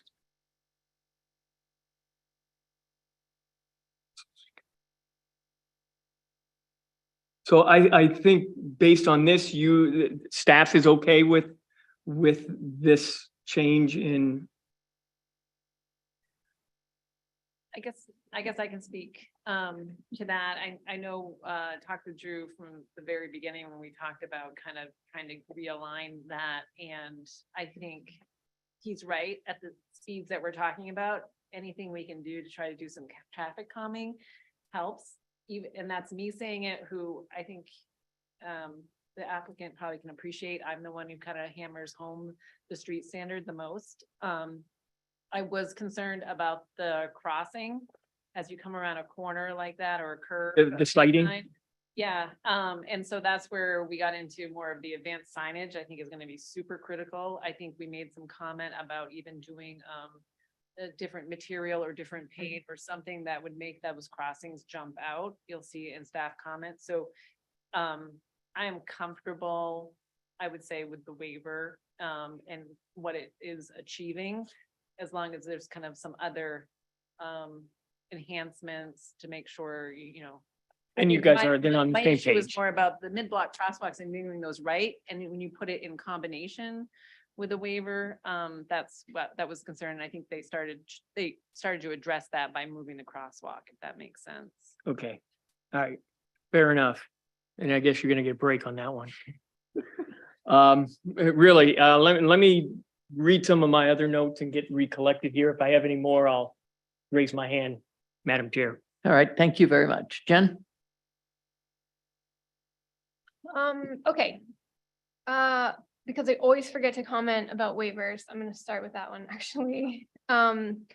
Which in this case, yeah, I also agree that this is I think this is a good use of a waiver request, particularly from a traffic calming standpoint, particularly as you're approaching from the south, because anyone approaching from the north, coming out of this sort of intense area of activity, you know, you're already going to be going slow, but for those coming up from the south where things are a little bit more spread out and you're sort of entering into this more dense area, I think that anything that can be done to sort of preemptively slow down, not just slow down, but to slow down traffic and sort of heighten awareness for other types of activity going on is a good improvement. And I think I think it's going to be a subtle nod through geometry, but I think it will will have a good impact in this case.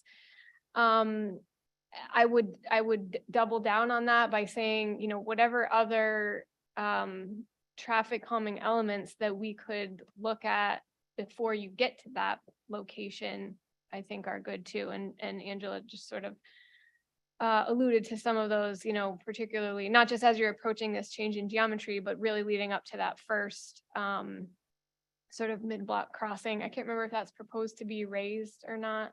It is not, no. It is not. Okay, that would be a suggestion that I would have right off the bat. Raising crosswalks can be done after the fact, but it's always much more difficult from a drainage standpoint if you haven't planned for that ahead of time. And it can actually help improve accessibility in terms of ADA grade requirements to have those be sort of up at a higher height, and they double as traffic calming as well. So that's my comment on waivers, and raised crossings. I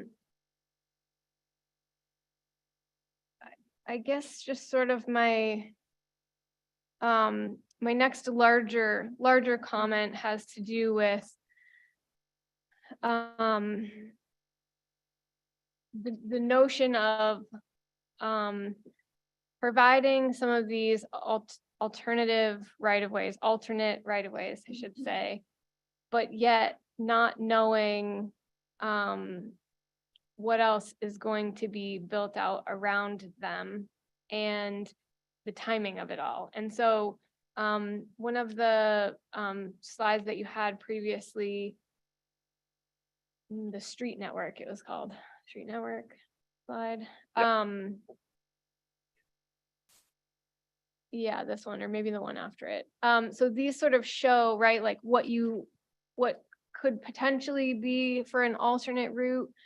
But as we've seen, and I say this understanding that I'm pretty sure everything on the downs has like bucked this trend so far, in that you haven't, like, everything's moved ahead faster than planned and no phases have not been developed in any of that. But I continue to maintain that our role on this board is to sort of think about those things. And so if for any reason an adjacent phase of this, or not even phase, but like an adjacent lot to this work were to not progress as quickly as maybe would be ideal, then what? So if you don't have, you know, if there isn't development coming to these, forgive me on the lot numbers, the two to the top, to plan north here, that means you're not going to have these alternate routes at that time, which means that all truck traffic is going to be going through the Market Street Downs intersection, right?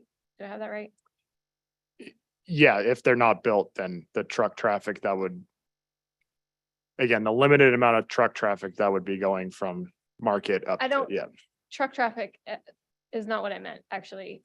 Any traffic. So Correct. you're intending these to sort of be like relief valves, right? To relieve the pressure on this sort of centralized intersection. at full build out, At correct. full build out, and without, you know, if the full infrastructure build out around that doesn't happen or is lagging, this intersection will take all of that traffic, is what I'm getting at. Am I making sense? Mhm. Okay. And so because of that, I'm just really sensitive to this one particular intersection in this whole entire project. This seems really important to me, as I'm confident that it is to your team as well. And I just feel like we're putting a lot, figuratively and literally, on it. And so, I read through a lot of the analysis in terms of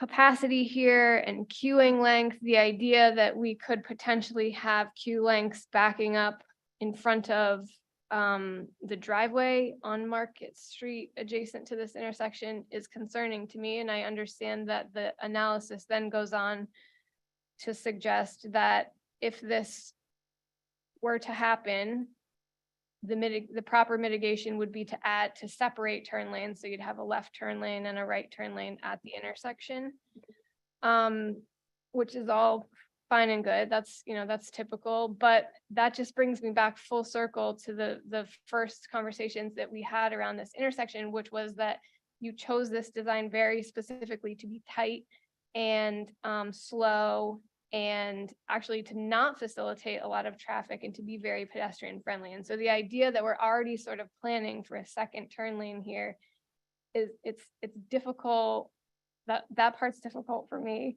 I understand it from a numbers standpoint, but I don't know. I guess I don't really have a question in there. It's just sort of a concern that I continue to have here. And now we're able to sort of put numbers to it, I think is where I'm coming from. And so, the comment about, from the traffic peer reviewer about, their terms, a well thought out transportation demand management plan, that's also typical of projects and developments like this, but I kind of feel like we've been talking about that all along, all but not in those terms. So like, how can the design here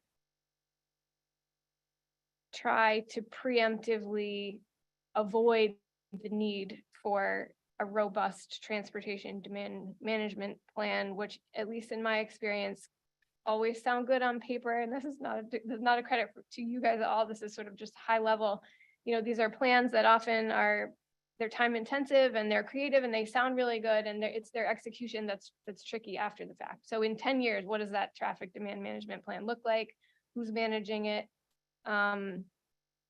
This, for the benefit of the board and the public, is just sort of a plan that identifies how to encourage people to travel through or to an area in alternate ways. As I'm probably like really oversimplifying that. There's a lot of work that goes into them. But anyway, so I think, again, these are just kind of my thoughts and my comments on this. And so I'm very interested in that very well thought out, robust TDM. I'm really curious how are we going to be encouraging people to not drive from the residential units that are in place, that are living there now, to Costco on a Saturday morning. That's, and when they do that, they're going to be going right up this road, I think. So I just continue to be, and I think that can be done. I just think it's worth us all thinking about, what does that look like? The people coming to this area and through this intersection are not, you have numbers to put to this, but my common sense reaction is that there's also going to be an amount of people going through here that are not trip ending or beginning. They're traveling through. So they're going on to whatever is going to happen just north of here, or they're going to Costco, or they're going to these other places. And so I think, I'm just really curious how that's going to pan out, and then what we can do and what creative treatments can be used through design to help mitigate that and encourage the type of traveling that we want through here, which I would hope we would all, it's like a buzzword now, but that we would hope that all of that would be encouraging people to move through this area, not just vehicles. And so the conversation at this point about adding 2 turn lanes at an intersection that doesn't exist yet feels very much like a vehicular centered kind of treatment at an intersection that I think is going to be really busy. That's all on that. I also, I think it's a good idea. I look forward to taking a look at the PM versus the Saturday trip generation information. And I'm just curious, related to that, if actually, I feel like I've asked this before and I think the answer was no. I'm going to ask again.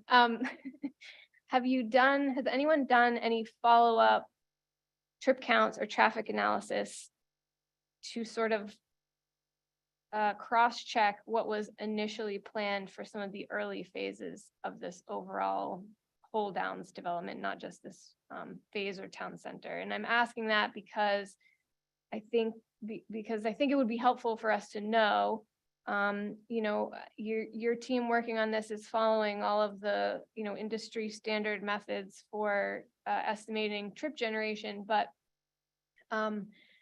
as we continue to build this out, I'm just curious, you know, like, are we on the mark? Are we good? Are those methods still accurate? Or is this development unique enough that we're actually seeing trends that are, or trips that are higher or lower than what was forecasted? And I know that's that could be a big thing, but I think it's important for us, for this board and for the community to understand that, particularly as we go on and, you know, you're going to look at Saturday trip generation, but you're going to base it on developments that we don't know about yet. Maybe you know about them, or uses that maybe aren't there yet. And so if you're going to come to us with that Saturday morning trip generation comparison and say, yes, see, look, there's less traffic on a Saturday morning than there is in a PM peak hour, but we based that on, you know, assumptions. If you have one or two uses that go in there that are Saturday morning intensive, I don't know where my family's coming up on baseball season. So if it was like any sort of Saturday morning sports thing, or, you know, events or things that tend to be heavier activity on the weekend, I'm just curious how that would shake out. So anyway, recognize that's a notable effort, and thank you for accommodating both the board and the staff's request on that. And I think that's all I'm gonna say. Thanks. Thank you, Jen. And your explanations are, as usual, very helpful, certainly to me. Thank you. Roger. Thank you. I have concerns similar to Jen's on this intersection. I like the design of it. I like the idea behind it. But I think there's going to be a lot of vehicles going through this whole place, whether people want to have bikes or walking. I think there's going to be a lot of vehicles going through here. And when you put up your other screen with the shed, it just illustrates all the residential units to the south. And when those people want to, you know, get on the turnpike, or like Jen said, go to Costco or something. Now, some will go up Front Runner and some will go along Pacer maybe and make a connection that way. But an awful lot, like the apartments on the Downs and all the condos, they're gonna shoot right up, I suspect, right up the Downs Road. And so what I was wondering, and in addition to that, when you were first before us, talking about the town center, you wanted this to be a gathering spot. This is gonna be the town gathering spot or something like that. I think you're gonna have a lot of, I suspect you're gonna have a lot of people who don't live there, just going there, especially on a weekend, just to mull around, go to a coffee shop. I think that's what you want to do. And they're gonna drive there. And as I've mentioned in the past, I'm very concerned that you're not gonna have enough parking spaces. So the places that I've been to recently with town centers like this, they tend to be, they have large, well, they would have a Costco sized parking area almost, somewhere right close by. So people from outside can go in and park and then walk around, you know, easily walk around. So I'm concerned about that. Because I don't think you can expect just the people who live here are going to utilize that space. I think it's going to be I hope it's going to be attractive enough that a lot of people want to come and just see it, you know, spend some time there. So with that in mind, I wanted to ask you a question. If you can go back to your other map, the network one. Oh, no. Where is it? Yeah, that one. Did you give any thought to just moving everything Market Street further north a little bit? So where you have the stormwater management behind the development right at the corner there. So you could fit in a access road bypassing that the intersection. So vehicles from the south, anybody in the south could get onto Market Street without going through that bypass. Yeah, I mean, we evaluated all kinds of different alignments and bypass roads around this intersection. I do want to note that that was one of the smaller movements, was the Market Street right onto Downs and Downs Road left onto Market Street.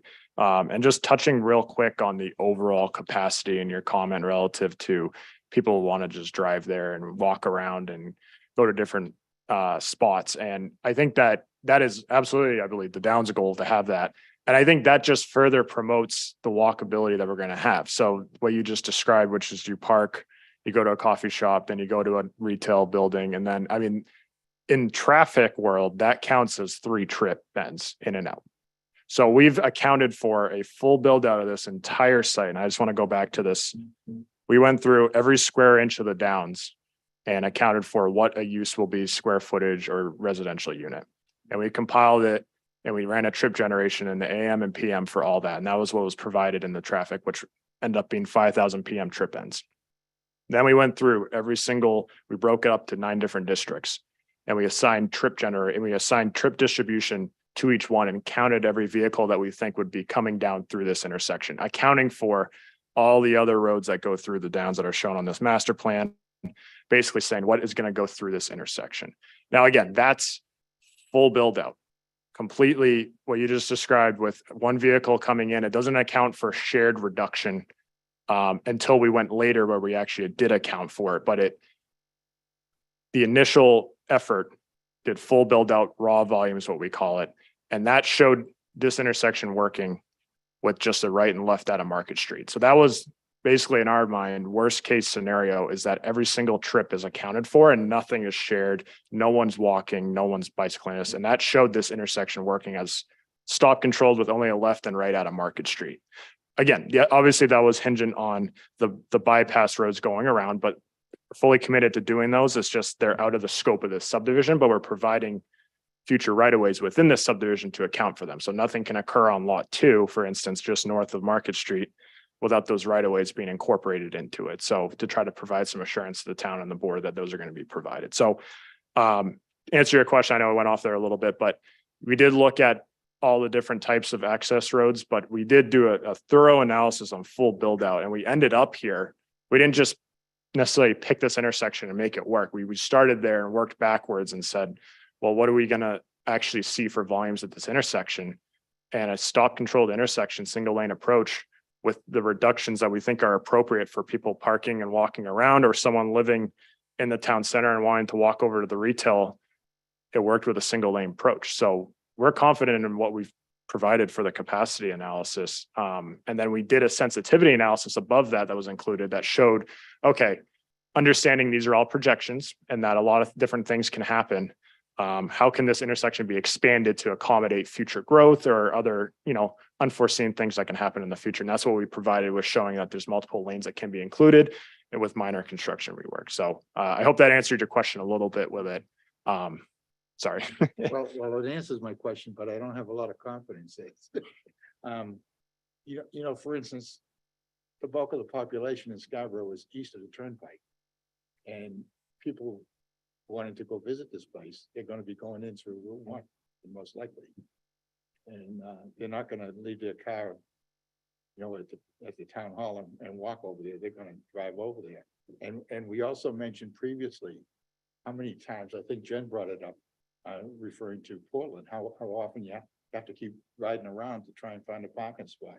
That goes back to my parking concerns. I hope it works out. But the reason I mentioned that, the other map, the shed, it's a shed. No, the street one, I think, the street network and lot 2, it looks like you have some extra space above that proposed potential road going horizontally. And I just thought if you could just move everything up, and basically shift the whole thing up on that side to allow you to have an access road off of Scarborough Downs Road over to, south of that intersection. That's the only thought I had. I just think that, I don't know, I hope it works. I just think it's gonna be, it's gonna be a problem. I think to Drew's point, people are coming, but they're going somewhere, and those trips are accounted for to where they're going. So they're going to Costco. That trip's accounted for in what Drew described. They're going to the restaurant. That trip's accounted for. They're not, I mean, there are going to be some people that drive through and look around, but most trips have a destination when they're coming from the community or the region. And so I don't think we think there are like 20 or 50% more trips that are just coming to not park and do something. So in that build out analysis and the traffic analysis that Drew's describing, all those trips are in there for those destinations. For I think the activities that you're thinking about, Roger. How about like the park area, the open park area? So the park area, which, you know, we haven't gotten there yet in terms of providing you a site plan, but in addition to the 110 on-street parking spaces that are not yet assigned to any of the sites that we have come forward with, which are now 3, which is the next item, we anticipate having off-street parking for the park as well. That's dedicated for the park. So we think it's going to be a combination of the on-street, but also there's going to be parking that's dedicated to that kind of central square. We just haven't gotten there in terms of generating that plan to submit it for site plan review. We will, but parking will be a component of that program. So there'll be parking for people that are just kind of visiting that amenity. Exhausted my time. Thank you. I'm looking at the clock and I'm going to say we're going to take a 5-minute break. I use that clock to determine what 5 minutes is. Thank you.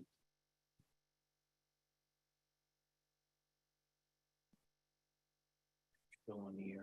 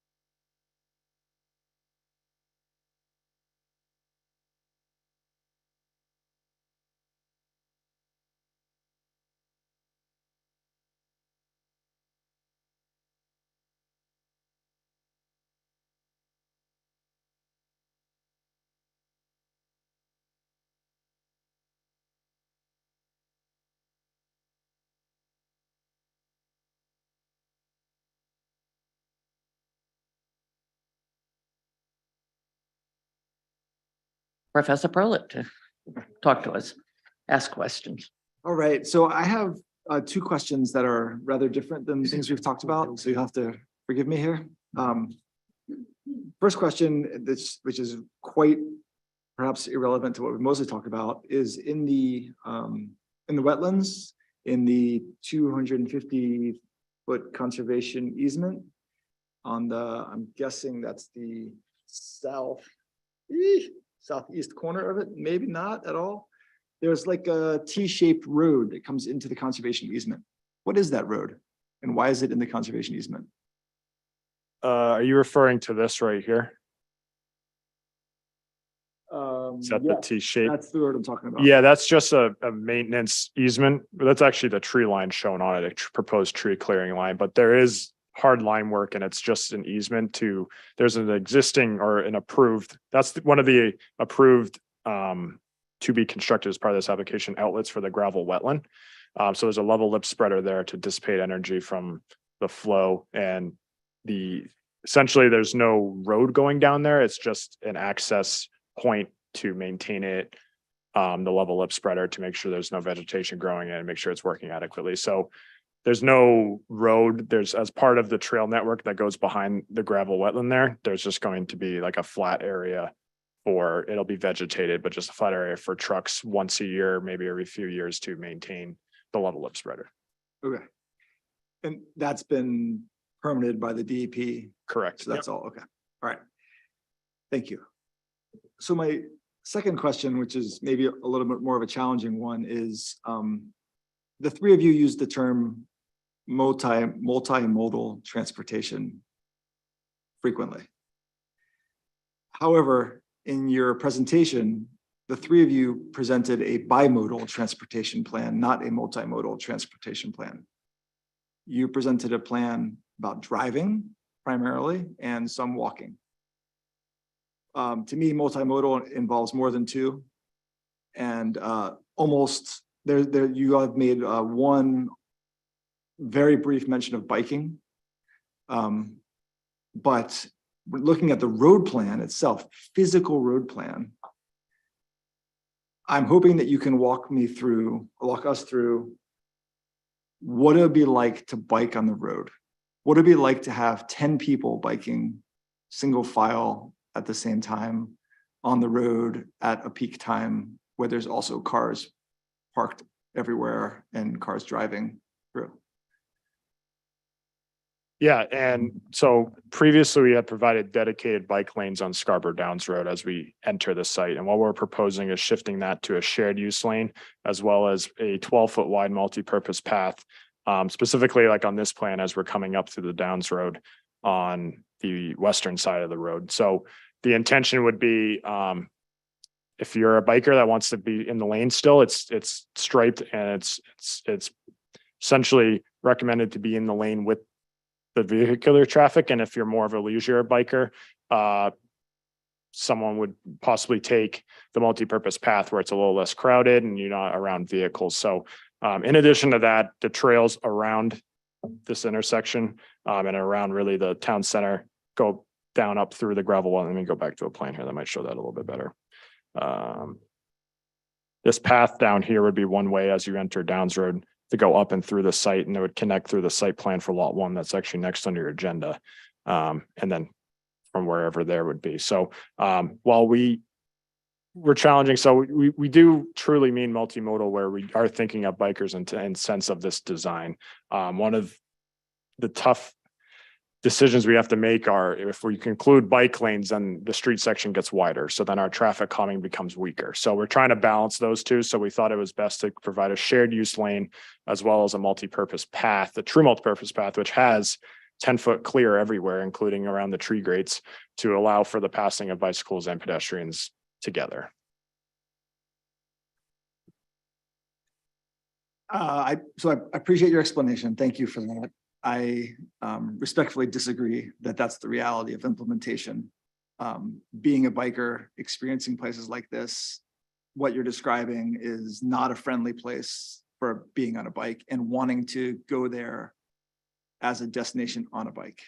It feels like the only way to go there, if we don't live there, like I live in Blue Point, and I'd rather bike there, but the way that it's being described is like, I'm gonna bike there at my own risk, and then I'd be better off driving and fighting for a parking space out of the, it just doesn't feel like I hear you, 12-foot wide sidewalk, you said?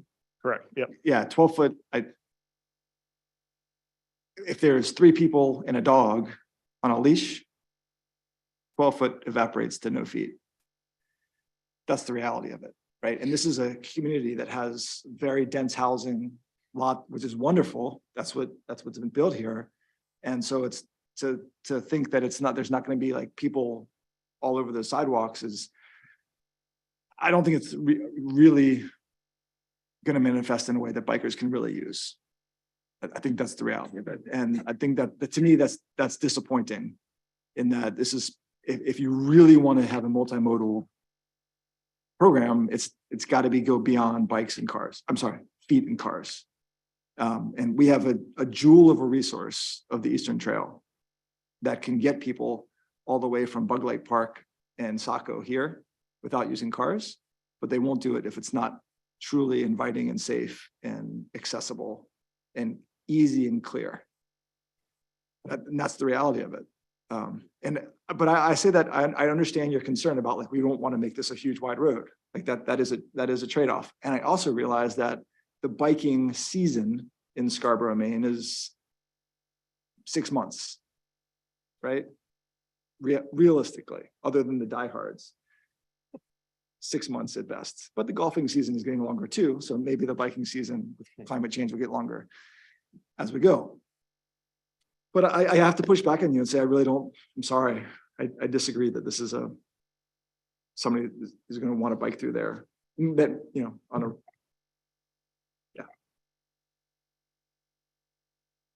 I guess I'll leave it at that. I guess that's the answer. Okay.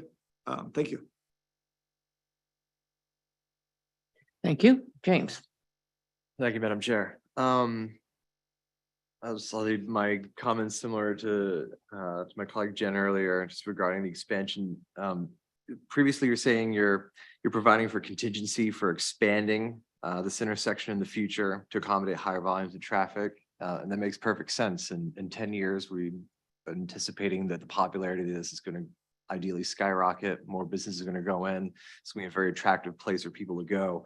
I would like to, as you're expanding this, and it is heard and seen here on the drawings that there are areas where you can, either take away sidewalks or potentially take away on-street parking if you need to widen the road just to accommodate more traffic in this area.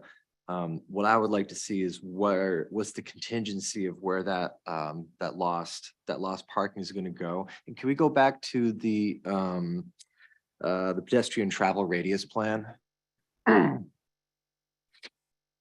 And thank you to the person who was presenting on this earlier. This gives a much, for me anyways, a much more clearer picture of how dense this area is really going to be just by looking at the 2-minute travel circle and the 5-minute travel circle radius rather, excuse me.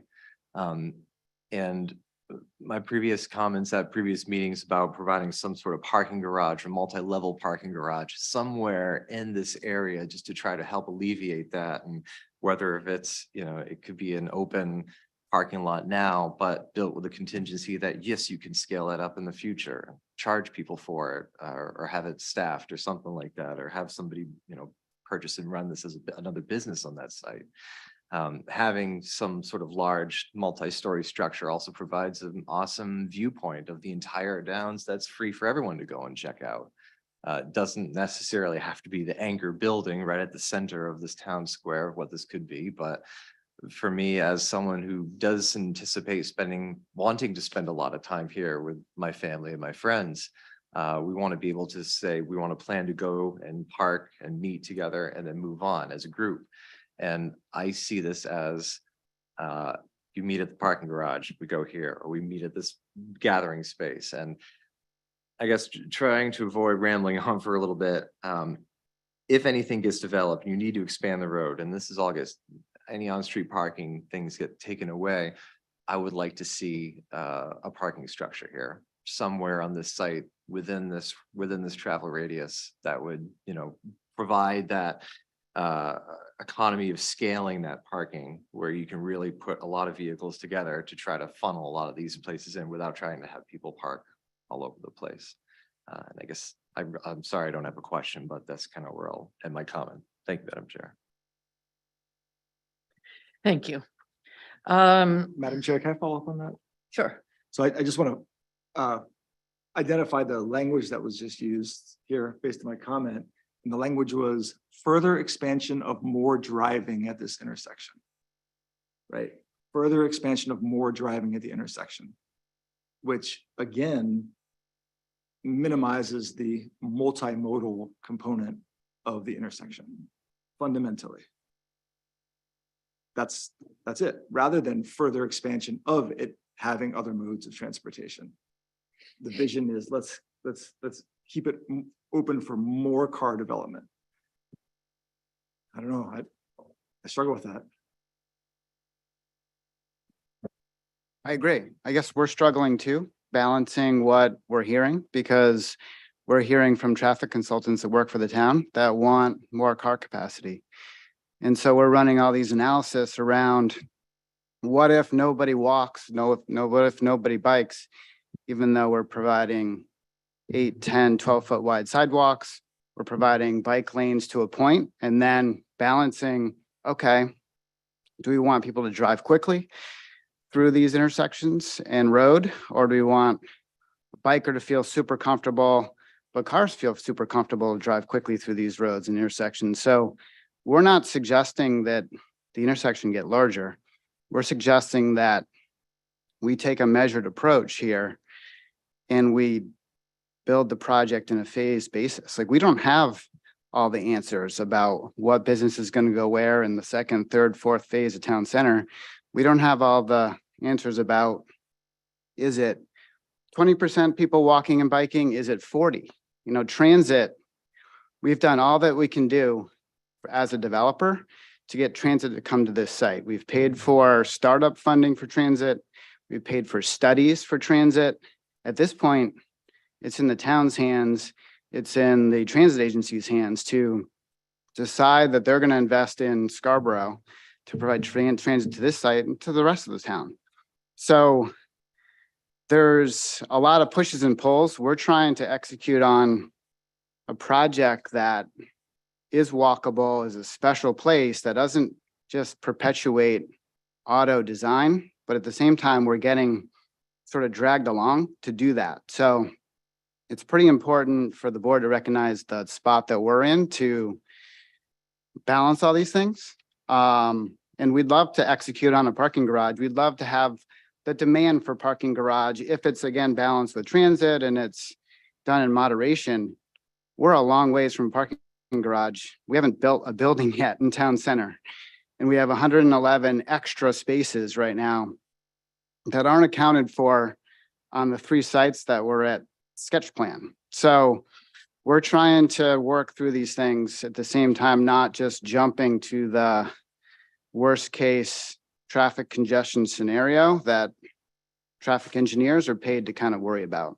And that's kind of our, sorry for rambling at this point, it's kind of the box we're in, where we have all these different competing interests, and we just want to start the project right so it is kind of balanced. It can threads the needle around modes and also is modest around what we do for cars initially, knowing that we have a relief valve. We can add a little bit more capacity, but we don't want to add so much that it erodes like the goals of our town center in that kind of key intersection. So I appreciate the board's understanding of kind of the situation we're in and trying to achieve an exciting town center while also, worrying about the future build out from a traffic standpoint.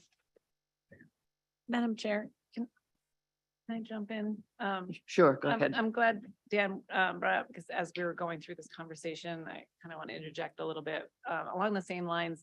We have pushed back and just asking for more information. I think that's where Jen started with, is trying to get more data around what this looks like. So we're not pigeonholed into, okay, this is all that's left of our right of way. So I think Dan is right he is hearing, the Downs Development team is hearing from town and our peer reviewers that we want to see worst case scenario. We want to not build worst case scenario, but we want to have a right of way that can accommodate worst case scenario. So I would give them credit in the fact that they have shown us how could get phased in if it was appropriate.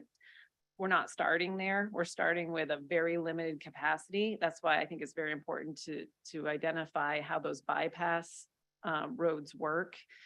But I would say the goal for town staff is not to build out a super highway through here either.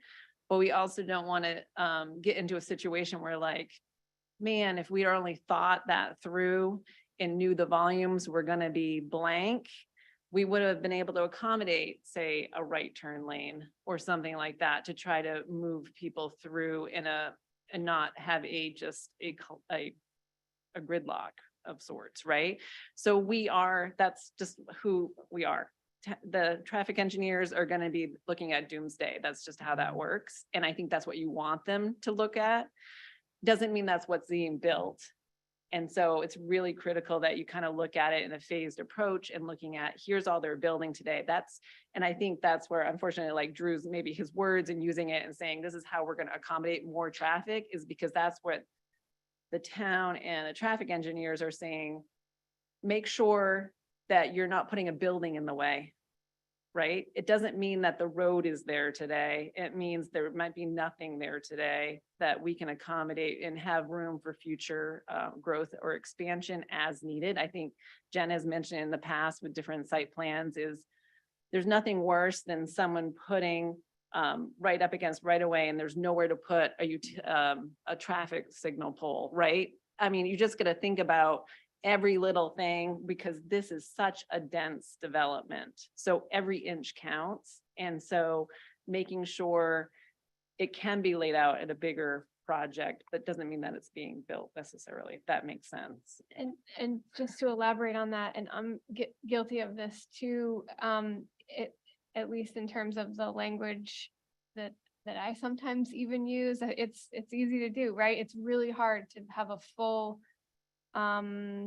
shift on language, but I think that's a really good point in terms of preserving some flexibility within the right of way. That flexibility within the right of way doesn't necessarily mean it needs to be built out for a turn lane for vehicles. It could be built out, it could be wider sidewalk. It could be a dedicated bike lane. It's the flexibility that's important. I think that's a key piece. And wouldn't that be great if we could plan for that and realize, like, wow, yeah, actually we need more, there's plenty of places not far from here that justify wider sidewalks that can't go in because everything has been built out too tightly. So I think that's a good point, and I hope that collectively, both on the board and on behalf of the applicant and the team that you're working with, we can continue working towards true multimodal benefits where that's where we're talking about, and preserving that flexibility within the right of way to respond to the unknowns. Like you don't know. It's really hard to picture the long-term needs in these areas. Thank you, Jen.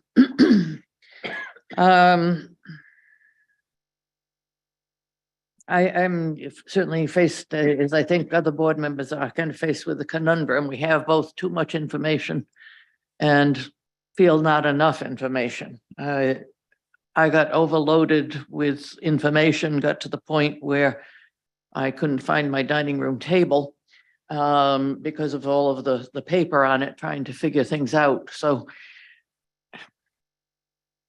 let me just ask a couple of relatively, I hope, simple questions. Yeah.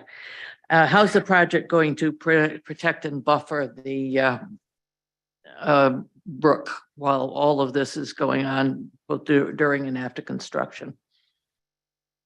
Well, we're providing at a minimum 100-foot setback from Willowdale Brook, exclusive of the 2-level lip spreaders that are provided in the plunge pool. So other than needing to get down there from a hydraulic gradient perspective and from a piping analysis to get to the right elevation, we're preserving at least 100 feet to the gravel wetland.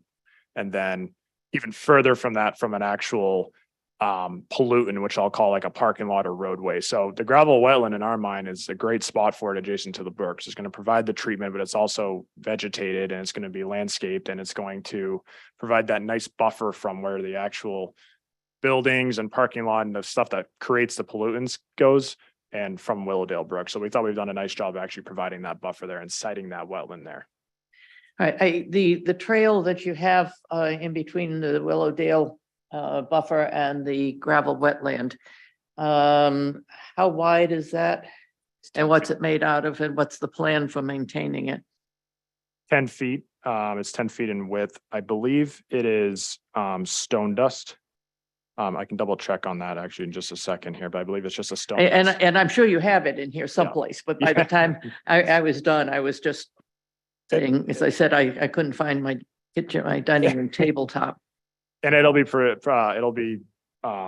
maintained by the applicant as well. So Is it going to be plowed in the winter? correct. That's a yes. Yes. So that the bicyclists will be able to use it all throughout the winter for those people who are hardy enough to do so. And we have a fair number of people in Scarborough who are hardy enough to bike through the winter. Yep. That is the intention. Okay. As Roger was talking, I came up with a list of events that could come in on Saturday. So I started to get confused. You should start to talk about Saturday end trips. I started to think about all of the possibilities of people arriving there for art shows, antique shows, concerts, and events in the center. And you've considered all of the end trip options for events in the town center, in the grassy area, the green space there. Yes. So we've provided, when we do our traffic due diligence, we look at the peak hour generator and we look at the 95th percentile. So 5% of the time, the worst case scenario, if you will. When we design intersections and design roadways, we never look at the worst hour possible in a day and design to that, because everything would be a freeway, everything would have an off ramp if we were to do that. So we have to balance between what is the Saturday peak hour, what is the PM peak hour, what is the AM peak hour.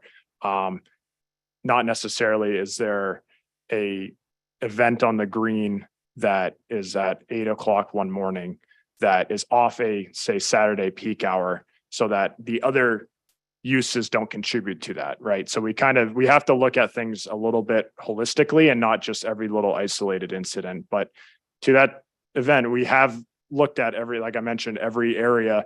And if there's a gathering space being proposed that has some sort of specified use, we've incorporated that into the analysis, but we don't necessarily design to every Saturday at 8 a.m.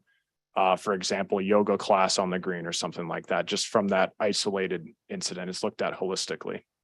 I was thinking of those events that attract a lot of people. For instance, an art show such as South Portland has, an awful lot of people use their park. I mean, I don't know if you've been, but you might want to check with South Portland and find out how many people they think park and travel through that area. And that's actually, I think Jen talked about that and Roger as well. It's kind of the dream that we get a lot of people coming in from outside of the immediate development, but coming in from other places in Scarborough and from other places in Maine, because people want to see the Downs and attend an event there, whether it's an antique show or an art show or a concert. It's an attractive place, and we hope that it is the whole town center is fully used. I had another question. You've talked about the options for marking the roadway crossings. And I came up with, Jen asked about raising, I assume painting, stamping. Are there any other options for marking those crosswalks? And what would you consider? What have you thought of? We'll evaluate, depending on like material selection. Those are the common ones, like Jen mentioned, the raised crosswalk is typically you don't design for that up front, but and then it can create some drainage issues but there's ways around it a little bit. But to some degree, we can evaluate, we'll look at if for different material change or such, but as presented, they're just striped with advanced warning signs. But we can look at. Yeah, thank you. So grocery store still planned for the town center?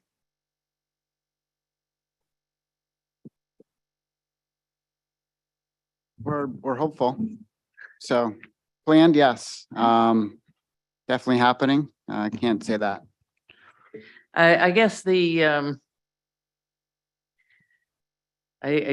know that's been the rumor for a while, but what that reminded me of is the number of trucks that will come in through those projected rights of way, which then led me to think about what could happen on Scarborough Downs as we get more retail into that area. Have you made any arrangements or thought of any arrangements for on-street loading areas where it says, 15 minutes only loading zone? We haven't designated that yet. We're anticipating that, at least for grocery, that I put this graphic up because. Yeah, those would be certainly bigger trucks. I was thinking about the FedEx trucks and other ones, but I'll get to the grocery store shortly. Okay. We've been anticipating that those would serve the rear of the buildings and providing for the space to the rear of, for example, the mixed-use building that you're going to look at in a little bit. Those have rear doorways to the retail spaces, and anticipating that that's where most of the loading would occur, is on site versus in the street. Okay, and so that leaves the 111 on-street parking spaces at 111. In other words, nothing's going to be reserved for temporary Yeah, at this deliveries. time, that's our intention, is to have that dedicated for Okay. parking use. Yep. I guess I suspect you've heard loud and clear some of the concerns that the board has had about the easements into the right of way. I remember when the Higas Parkway development at Market Street came through, and your proposal had a hammerhead on the other side of Willowdale Brook. And as we started talking about it, what this board asked for was to see conceptually where that road would extend to. Mhm. And that's the time when we finally saw that we found out that Center Street was no longer going to go from Innovation District out to Higas Parkway. That changes had happened, Mhm. which for me was a little bit of a surprise, since that was the first time we heard of that change when we started to discuss the connection at Market Street. I know that as you go along, there are going to be changes in terms of how these right-of-ways are going to go, how they're going to be connected. But I think you've heard from this board that there's an uneasiness about those right-of-ways and not exactly knowing where they're going. Mhm. We understand if there are going to be changes made, if there have to be changes made.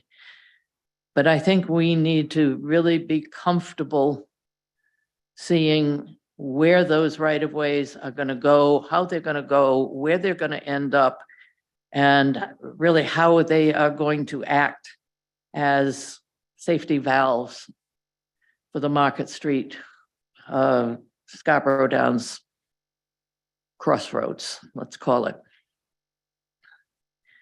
I think this is something we need to be able to evaluate the sufficiency of the bypass routes and knowing their configuration may help us do that, may help, not me. I'll take the us out of that, or I'll simply say it's the royal us, because a lot of people who know a lot more than I do about this are going to take on that evaluation as we go along. I'm going to suggest, and I'm going to look to the board members for nods, yes or no, that we still need that sort of comfort. We have some questions that we've asked, but that this would be ready at our next meeting for a consent agreement, for our consent agenda. Because I think working with the town staff, you will be able to, I hope, we will be able to feel a lot more comfortable and get the answers, and please take this the right way, sometimes in plain English, on how things are going to look, how things are going to work. I listened to the explanations. I think I understand them. I need to hear them again in less engineering talk and a lot more, this is how things work, guys. So consent agenda, on the consent agenda for the next meeting, if we can get some assurances on the bypass and any of the small details that we've got here. Consent.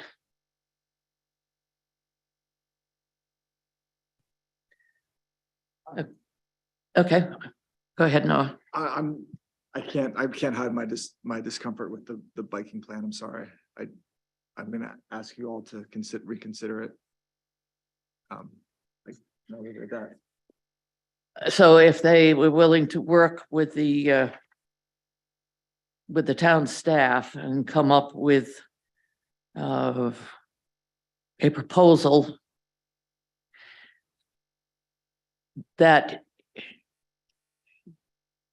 we're never going to get 100%. I mean, we probably can't get 100%, but something that is better than what's been presented thus far, is clearer and allows you to have comfort, Noah, that most of your goals are met. Is that going to work? I mean, if it doesn't, you can always vote no on the agenda for the motion next time. I guess I'm not quite sure how to answer the way that you just phrased that. I'd ask you guys to go back and work with your staff and work with the town to really think about a trimodal plan all the way into the center that is clear and safe and inviting and makes more people want to bike and less to drive.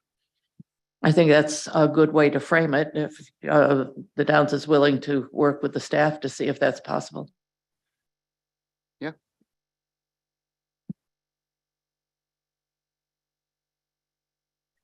All right, Roger. So what you're asking is, basically theoretical streets, like a layout like we've had a number of times during the course of this whole project For the for the consent? yeah, for the right of ways that would show how that would work, how it would connect, where it would connect, understanding that as they go along, it's possible they're going to come back to us and say, we have to change this. Okay. Yes. Yeah. Okay.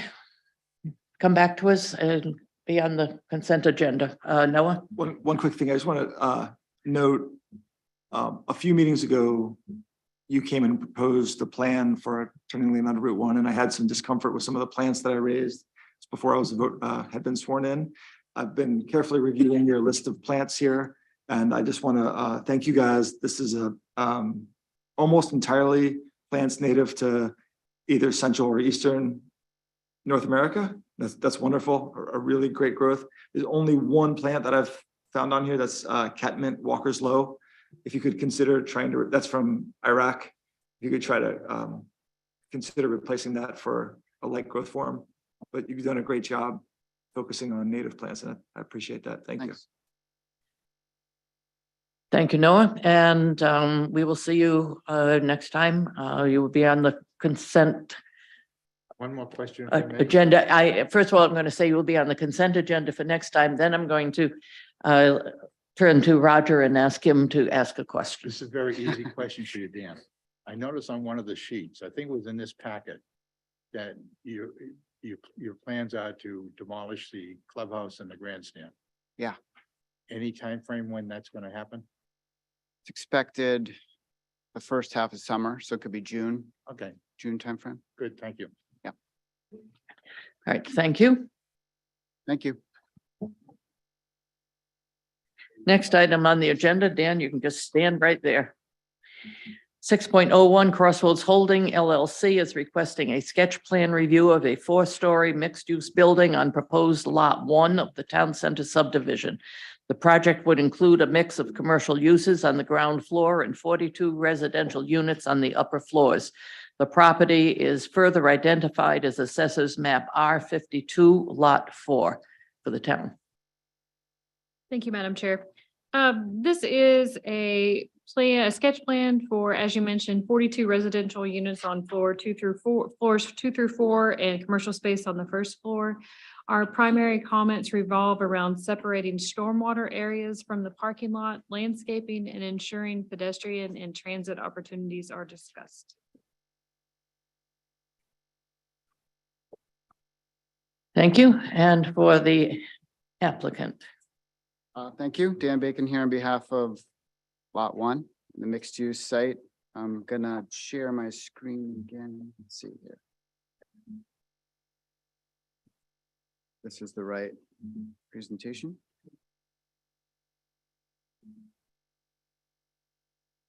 Yeah, as introduced, this is a sketch plan, and it's the lot that's directly adjacent to 3i Home, basically is neighbor to 3i Home.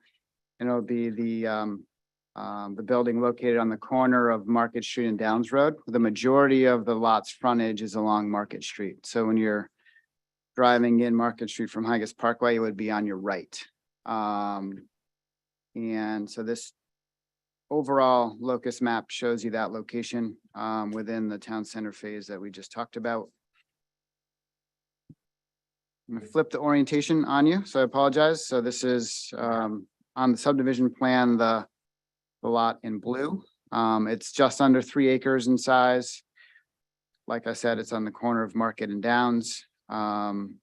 Its access is from Market Street. And there'll be a in and out driveway before you get to the building, if you're approaching from Higas Parkway. And as introduced, the building's planned to be a mixed-use building. So the first floor will be commercial space, a mix of retail, and we anticipate restaurant. We're hopeful for a restaurant tenant who'd be very interested on the corner, right at Market and Downs. And the plan would be to have 3 stories of residential on the upper floors. And that's at a high level, the site programming. This zooms in a little bit more detail to show you the access in the parking lot layout, the building location. The building location is enabled by the master plan amendment that you made earlier today, when Autumn and other staff were working with us on getting that kind of the right engagement with the street, so that the retail restaurant space is close to the sidewalk, that there's generous sidewalks, but isn't too far from the street or parking, because that can be a fatal flaw in terms of retail space, is being too far from a main street in the sidewalk.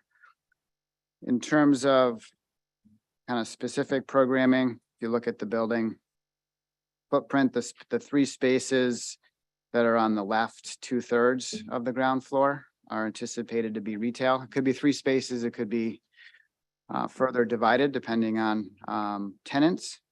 And then the space on the right is planned as a restaurant, as I indicated, with 155 parking spaces planned overall, and some outdoor dining in that corner that engages with the corner of Market in Downs.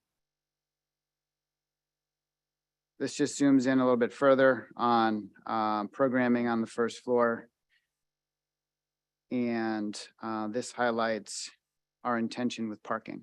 And we wanted to cover this to give the board a sense for what we're thinking in terms of allocation of parking and kind of ease of use for folks that are visiting the site by car to go to the retail or restaurant space if they're not parking on the street. We're planning on signing and really allocating the space to the left of the screen for that type of activity.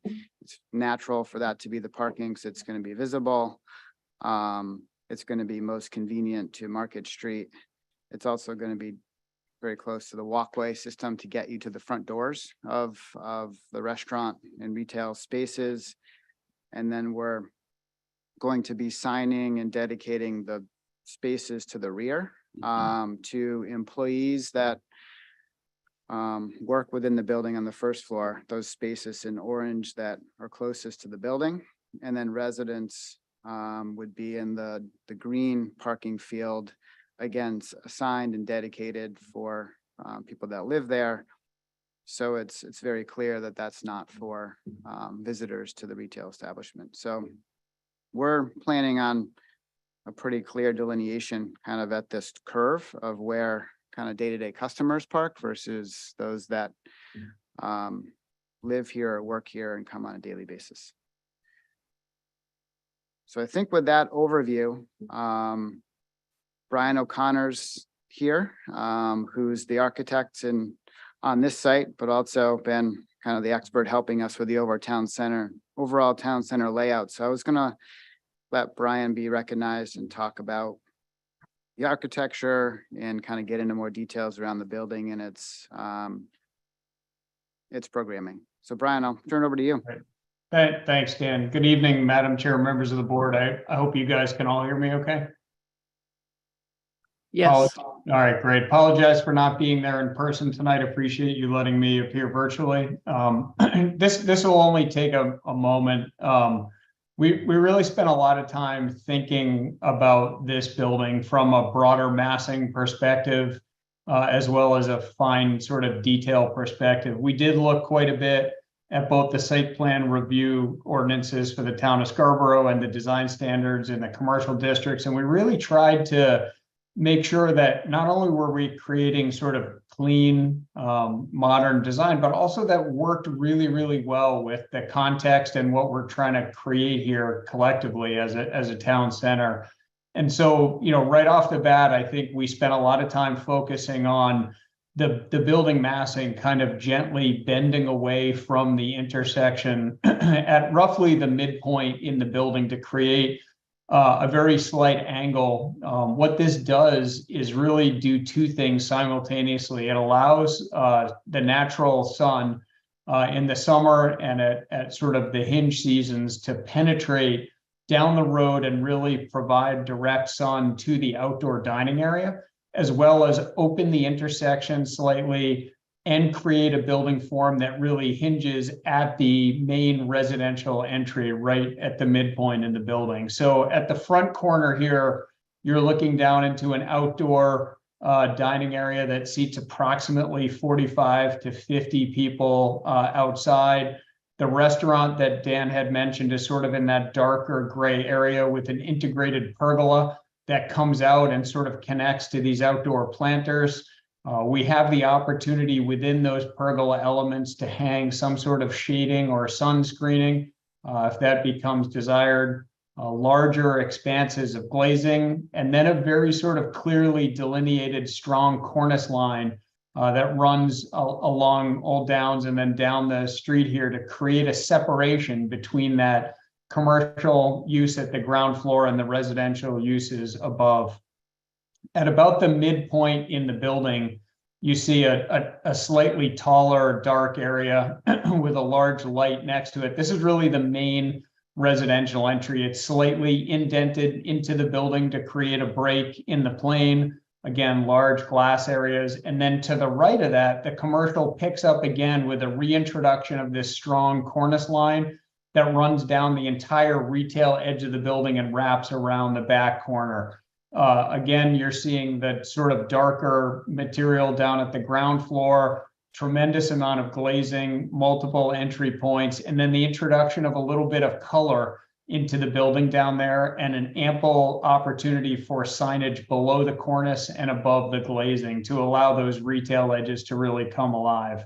There is the possibility of integrating awnings, screening, sunshades, and other things that, you know, do come up in the commercial district design standards. We think there is a requirement for over 40% glazing for the retail, a variety of window patterning and trim that's vertical. And so we're really trying to work with all of that, which is, you know, really also, frankly, just good design standards. As you move up in the building, the next 3 floors are all residential. We tried to take the cornice line that lived down at the lower level and really punch that up to the top of the building to create a strong top edge.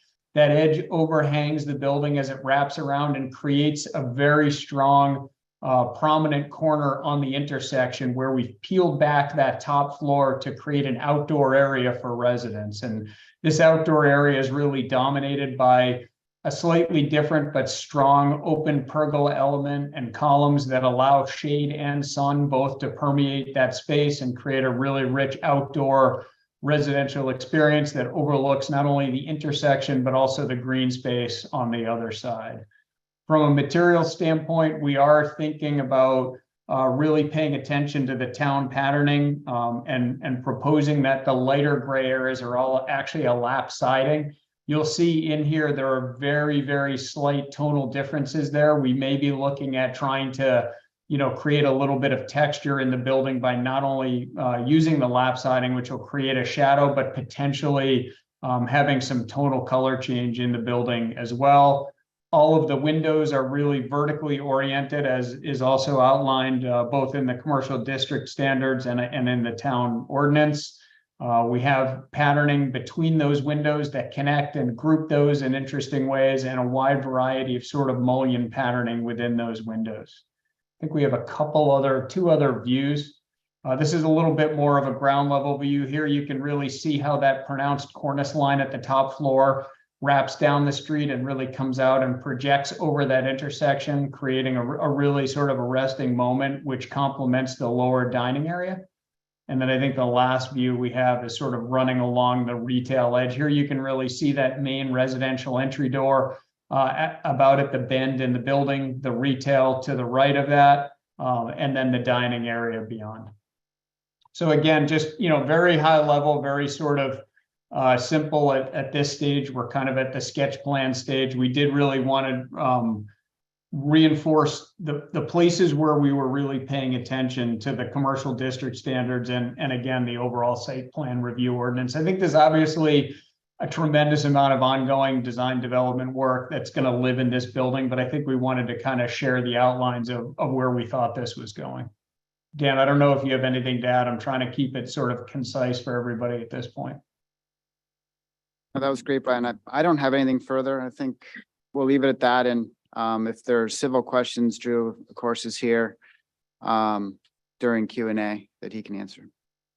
Thanks, Brian. Great. All right, thank you. This is an item that's available for public comment. Is there any member of the public online with a hand up?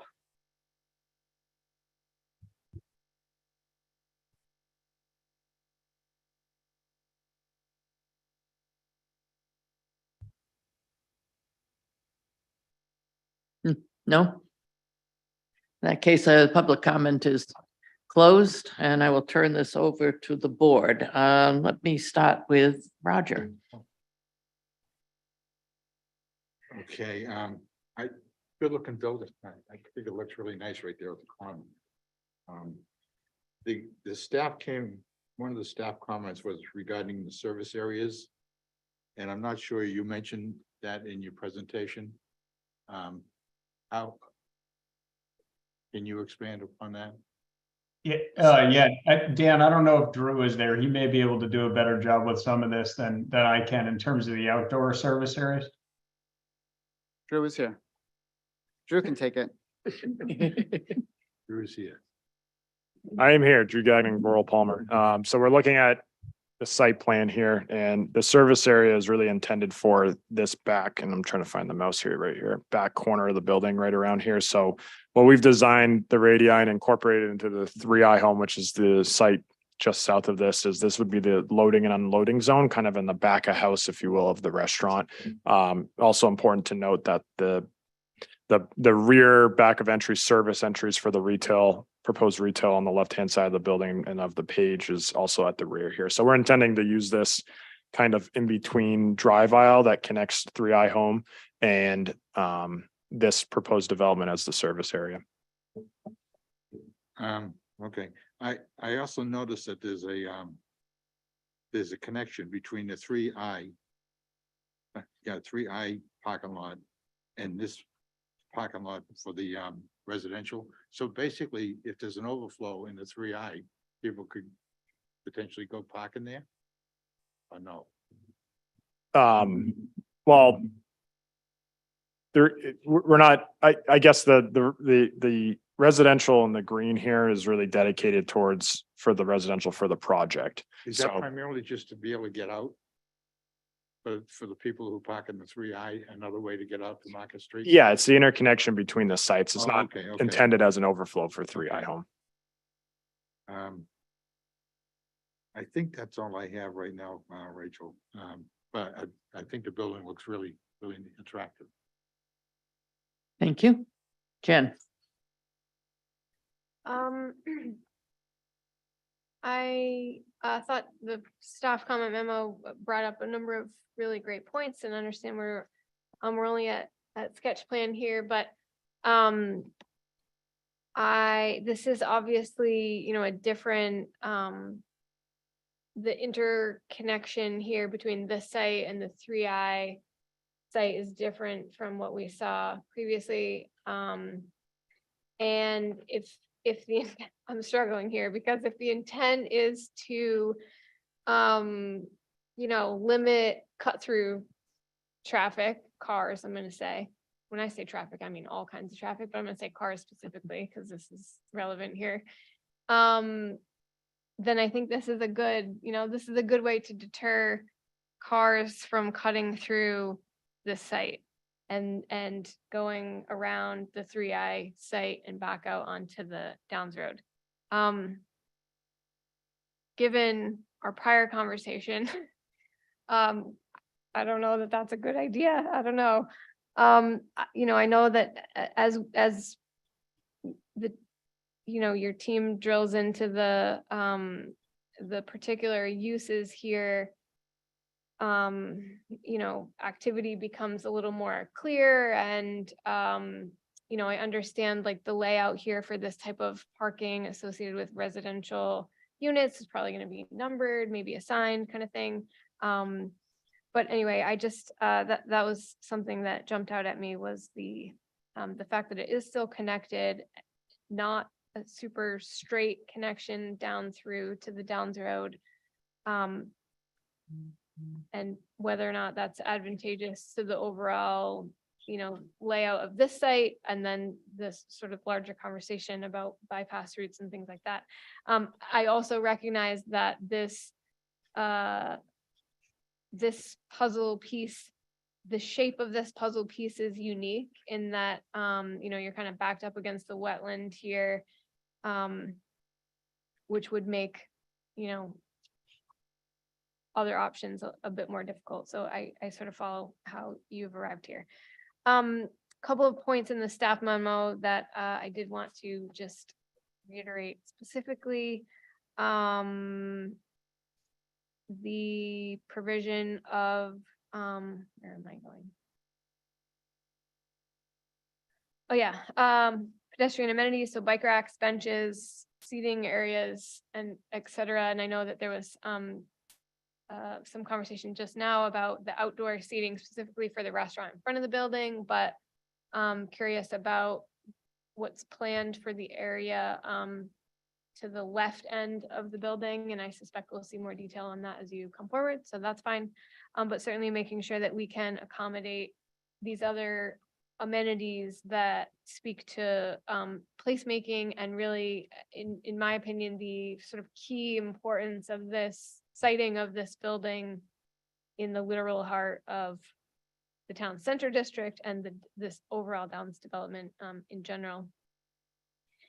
And transit, I think, I understand, Dan, I thought your comment previously, I know that there's been a lot of work done to date, and that this, I think there's a shared hope for transit to come here at some point in the future. Some of us hope it's sooner than later.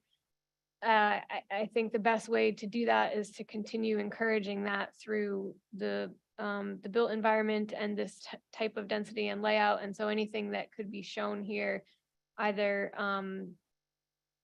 proposed concretely or proposed in, as needed in the future in terms of bus stop locations, making sure that pullouts are sufficient for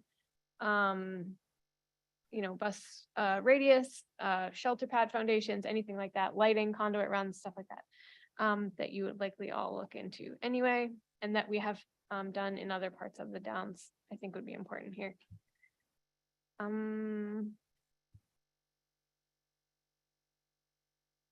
I guess that's all that I have for specific comments, although I don't,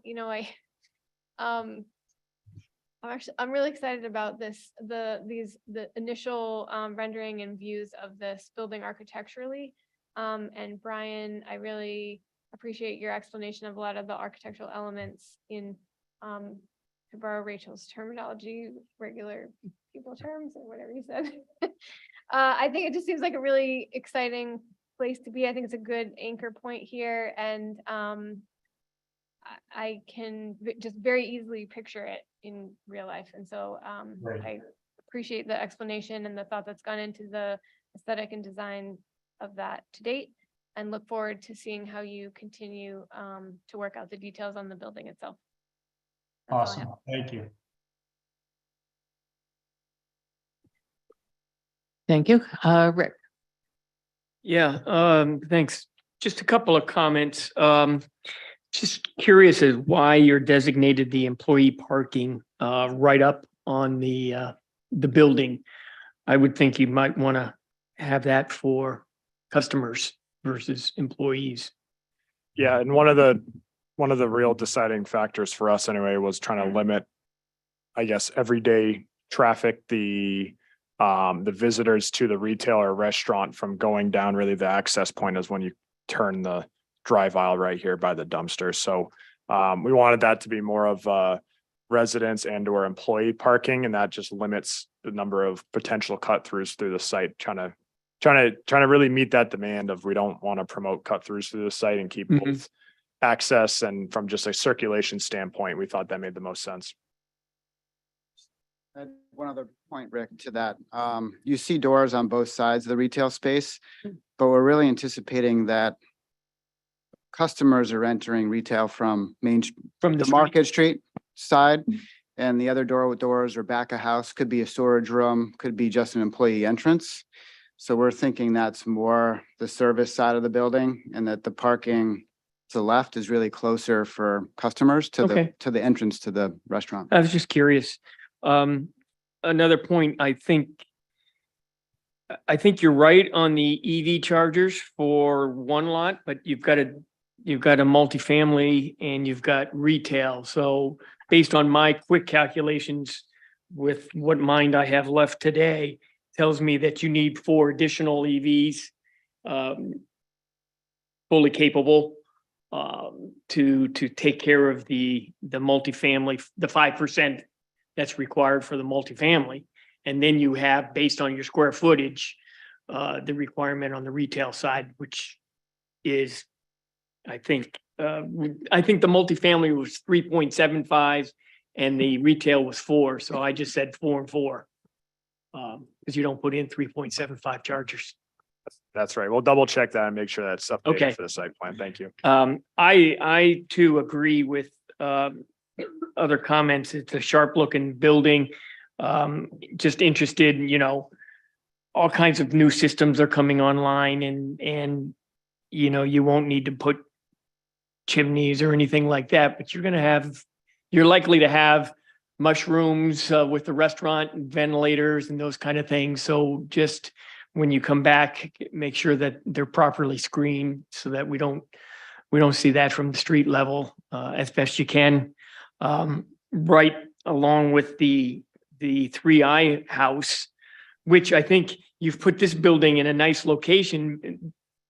Even though your retail is undefined, it might be a conducive building for those that are limited mobility to be able to access needed retail for daily lives. So I think there's a lot of potential here for really supporting some of the other built environment, which is really making the Downs a special place to, as you say, work, sleep, and eat or shop, do the whole gamut.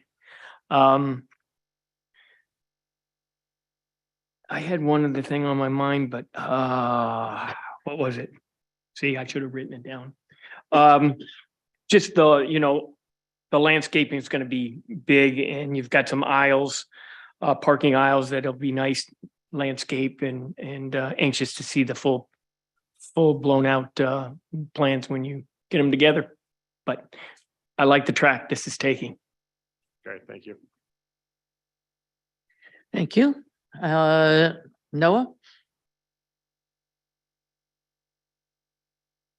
Yeah, the building looks great, really, really beautiful. A couple quick questions about it. One, have you guys had any conversations about alternative energy on the rooftop of the building?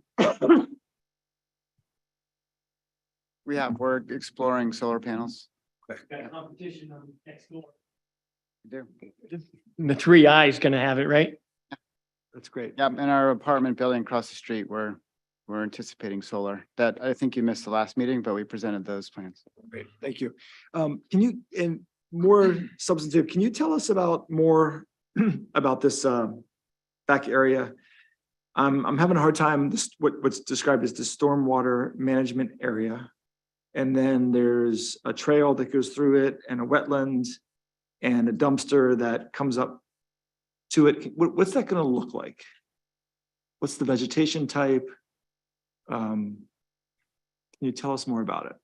So this plan is the best one that shows the gravel wetland, though it's zoomed out, and Drew can add it for the site plan because it's not shown on the site plans that are more zoomed in.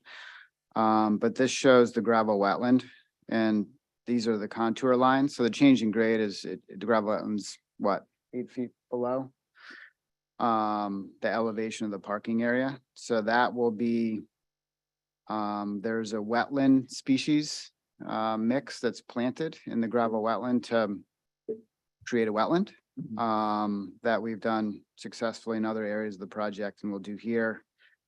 This is the pathway, if you can see that, okay, Noah, that goes around the perimeter of the gravel wetland, and then we've tied it in to, I'll go to the other screen here. It goes underneath this line, but we wanted to tie it back to the sidewalk system on Market Street. And we felt this was the best location to do it, to go through the island. So there's crosswalks and a safe surface to use to get over to the sidewalk system. It's going to be a few spaces away from the dumpster enclosure, and that's shown here really from an accessibility standpoint, because it's really one of the only spots to actually get the truck to get access to the dumpster. And so that's why that's located in that location. We haven't yet done a landscaping plan. That's the next step. We haven't got into the planting plan level, which would be a site plan level next step that we would take. What the natural wetland that's on the other side of the trail, what's the vegetation type of it? This is a wetland finger, and it's going to be wooded along, it's It's a forested wetland, so it's treed, and it'll remain that way. And then there's a pretty good grade change. It's not shown on this plan down to this location here where it becomes the Willowdale Brook. And that is all wooded as well. So this is like a finger of forested wetland that will remain natural. So that is the headwater of the Willowdale Brook? It is, That's the point, the source point of the brook? no, the headwater of Willowdale Brook is actually up. The Cabela's, that whole area. So the Beacon, those are the headwaters. This is a small wetland finger. So I appreciate you just said that you don't have many options for the dumpster, Mhm. but backing up a dumpster to a wetland is inviting wind and other things to just push things that fall out right into your wetland. I'd really encourage you to try to think about is there alternative ways that you can site that dumpster where it's not backing up directly into the wetland. You know, and the back is facing these natural areas, right? It's not celebrated. The trail runs through there, so that's great. But are there ways to enjoy the wetland areas rather than have them backed up to a dumpster and so forth? Mhm. So I'm thinking both from a aesthetic standpoint and from an ecological standpoint of Mhm. keeping trash out of the wetlands. Yep. Because that, I'm assuming, so presumably at the gravel wetland then feeds into the forested wetland, right? Through an under drain. Yes, So it's not a direct feed. Yeah. absolutely, but Yeah. get my point. Mhm. So if you could take some time, to try to think about other or alternative places to site the dumpster, Yeah, we'll look at that. that'd be great. Thank you. Building looks awesome. Cool. It was really fun. Great. James? Thank you, Madam Chair. I like this. I think it's visibly discouraging, which I think is good for vehicles to think that they convince themselves they can cut through from the 3I space going through. I know that was a concern we had before. I like how that is being filled in to sort of discourage people from using that as a cheat, sort of a cut through. Drew, on the mountable curb for the back of house stuff for the ground floor restaurant, I didn't catch it when you first said it. It's the intent of service vehicles to just drive up onto the mountable curb and back right up to, say, the kitchen door or access to the building. Is that correct?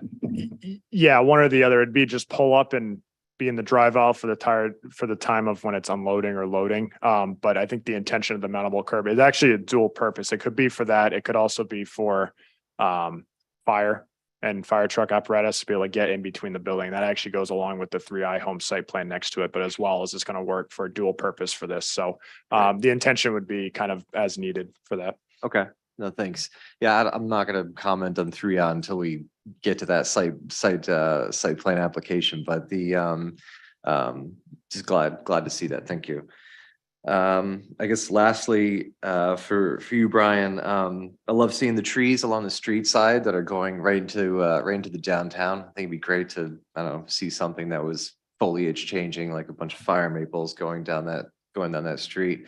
I think that'd be really cool. And I know, as an engineer, I know a lot of things get value engineered a lot of time when budget comes up, and corners, decisions need to be made and so on, but, please don't ever VE the trees. Especially along the street. I would really like to see those come Understood. fully to fruition. A lot of times you see a conceptual drawing and sometimes certain bits really don't make it in there. So I really want to make sure those stay in. That's all I have. Thank you.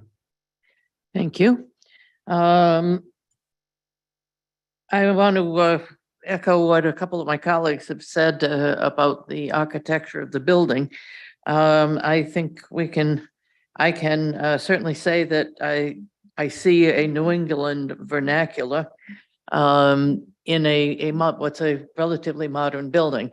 And that is the lap siding. It is the slats on the building, on the windows that kind of reflect the shutters of early New England buildings or the current capes and colonials that we see. The cornice, it's all integrated well into the building, so I hats off to the architect for doing that.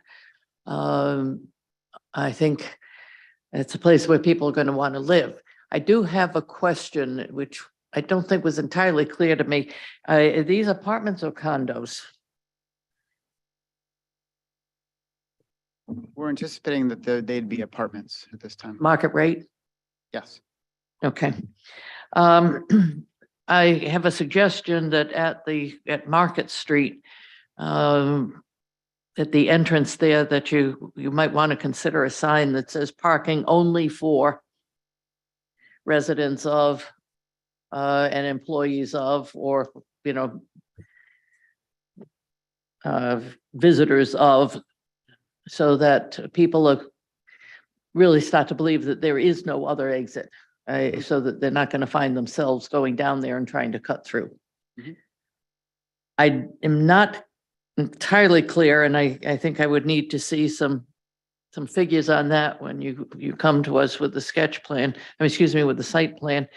That there is enough space, enough parking spaces to cover the retail operations and the restaurant operations.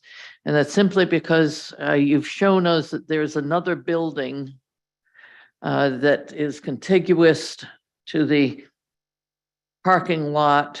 I'm just simply say towards Higas Parkway, that there's another building there, and I know you have anticipated putting in a parking area with additional slots there. And you may not have the size of that building, but all of a sudden that starts to really cramp the size of the parking area that's available for the retail. So that's something, and the restaurant, and that's something that we need. Now, presumably by the time the restaurant is running for dinner, most of the retail is shut, is closed down. But if the restaurant is open at lunch, we're going to have a lot of double need for parking spaces for the retail. So please take a look at that. I've got a concern about snow storage. Is it in a landscaped area? Is it too close to the gravel wetland? Need to take a look at that, please.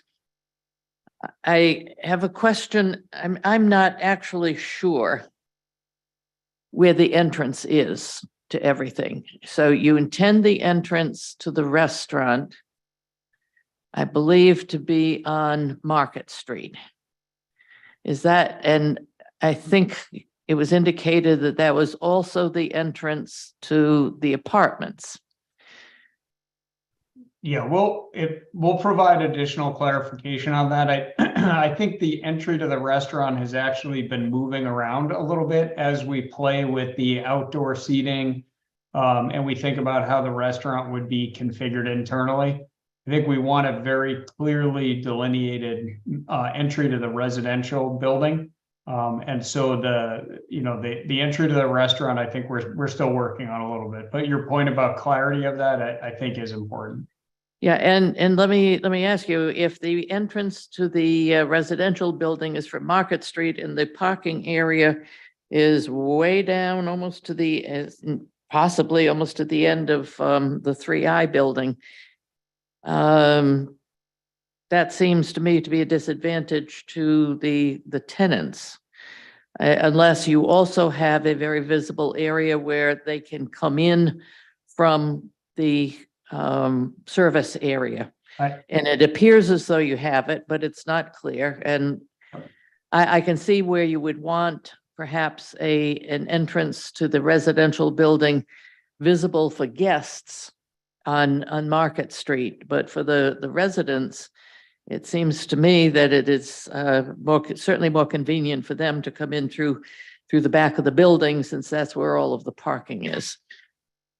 I would also suggest that you might have, as you start to look at that service area, as residents move in and out, it's quite possible that you will have some fairly large moving vans trying to get in there.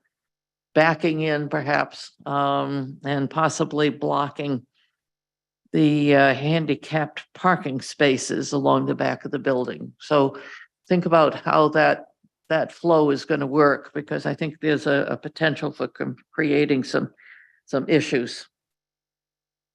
Mhm. And I think that's all I have. I think this is, as I look at the design of the two buildings together, I think this is going to be quite exciting and almost startling to people as they start to see what the dream is coming to fruition here, what the town center can be. So I think you've got an architect who's done you good there, Dan. And I think this is a very exciting start to the town center. So thank you. I have Nice nothing job, else. Brian. Thank you, guys. Thank you. We appreciate it.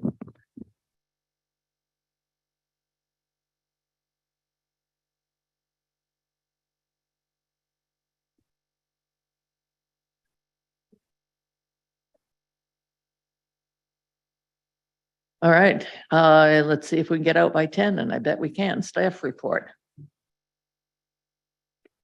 See, for building permits, BD Solar is nearing issuance of a permit. The last certificate of occupancy for Hackamore Apartments was issued. I wanted to remind you all, we do have new town hall hours beginning May 1st. We'll be open Monday through Thursday from 7 to 5 and closed on Fridays. So for those of you who pick up your packets on Fridays, we'll have to do it on Thursdays now. Eric will. Could be Monday. Eric will have it ready. Minor development reviews, we have BMP Backwoods Edition that will be on an upcoming agenda for full planning board review. Hackamore Apartments 2, just relocating a paver patio area. And then Simplicity Court, they are relocating ADA parking space and some walkways. So those are some things we're doing as staff. Can I jump back to Sure, staff sorry. comments? I'm sorry, I didn't get in ahead of her quick enough. Okay. If you don't mind to add, if I can add to staff comments, I don't want to prolong this, but I did want to mention and remind the board that as applicants come forward and identify that their stormwater facilities, for instance, have been approved by DEP, that doesn't mean that there aren't local concerns that this board can require modifications to that system, and you have that purview to do so and to address the local concerns. So I just wanted to point that out because I know it was a little skewed here this evening. And then as a case in point, we talked about it with the last probably solar array project, that most cases DEP will allow a 25-foot setback to streams, and this board can encourage a 75 or 100-foot as recommended by Inland Fisheries and Wildlife. So that's kind of the difference. DEP really has to go by a set black and white in allowing some of these things, but as we look at sensitive watersheds, it might be something that the planning board wants to discuss further. So I just wanted to bring that up. Yeah, Roger has a question, Yeah, Angela. Can I assume, Angela, when there's a, say there's a stormwater issue, that you think the town should be considering beyond what DEP says? I assume you're gonna bring it to our attention through staff comments or something like that? Well, I guess like tonight was an example that it's really not stat, a lot of it rests, I guess I need to put it back on the board. We can identify, here's things to discuss with the board, and one of those was the 250-foot conservation easement and the work that was happening within that. That's your purview to say that's fine, which I think you did this evening. So it's just making sure that that decision is not on staff. It is on the board to have that conversation and flesh out. But what I'm getting at is, if we don't have any, nothing's in the staff reports. Yep. That's raising an issue on the part of the engineering department, then I assume everything's okay. Right, but I guess my point being that that was in staff comments. So we put our we try to not necessarily our concerns, but here's some topics and looking at the plan that you guys should make a conscious decision on, Sure, if that makes sense. Yeah, just one, please. Yeah, if you notice on some of the staff comments, the staff very gently says the board should consider this or the board should discuss this. And we need to make sure in our due diligence of reading it that we really think, that we kind of think it through. And I think anybody on the board who sees that and wants, as part of their comments, wants to say, I noticed the staff said X, Y, and Z. What is your comment, Mr. Developer? And raise the issue, because I might, for instance, I might miss that. Somebody else might miss that. Jen might pick it up. You might pick it up. So the staff is, as I said, is gently reminding us of the work we're supposed to be doing. And I appreciate the gentleness. Noah? So I just want to follow up on that. And so I'm not sure if we're talking about the same case. Like I asked about a road that they had shown driving into the wetland that frankly makes me uncomfortable. But their answer, because I don't fully understand this process to what you understand, suggested that, oh no, DEP decided this, that gave us permission. So that's the end of that conversation.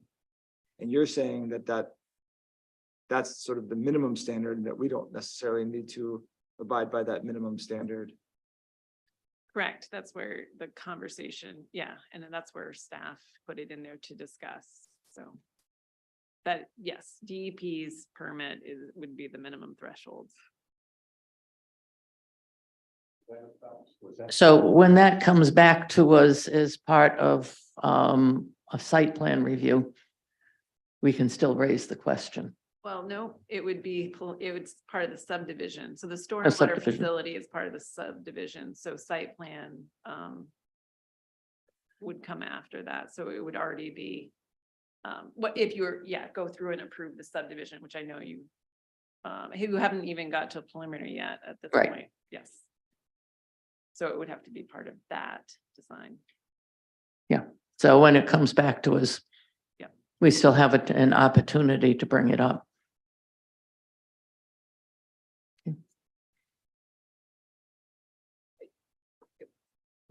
You suggested that would come back to you on consent. Would you like staff to further? Yeah. that conversation? Yes, please. We need a further conversation about that, Okay. and you can blame Noah, that because he raised the question, it now needs to be considered. It was. Yes. Yes, And I also heard And I that missed Ben it. brought up about crosswalks, so that was also on my list. I'm sorry if I monkeyed that. I just assumed you guys had made that decision and we were kind of moving forward, so I didn't mean to backpedal. I just wanted to. yeah, when we miss something, again, gently remind us, and it's fine if you do that as we're commenting and you want to raise your hand. I appreciate that. I assumed the rest of the board was fine with that, so I didn't. Yeah, Thank just you. I appreciate that. remember, be careful of some assumptions. I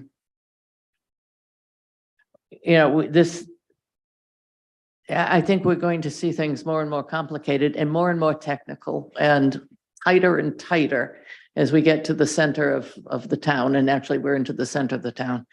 So we can't afford to miss things. As individuals, we're very likely to miss something. But I don't mind a reminder that, Madam Chair, could you refresh me on the board's consideration of the item we brought up about? And I can then ask the board for consideration.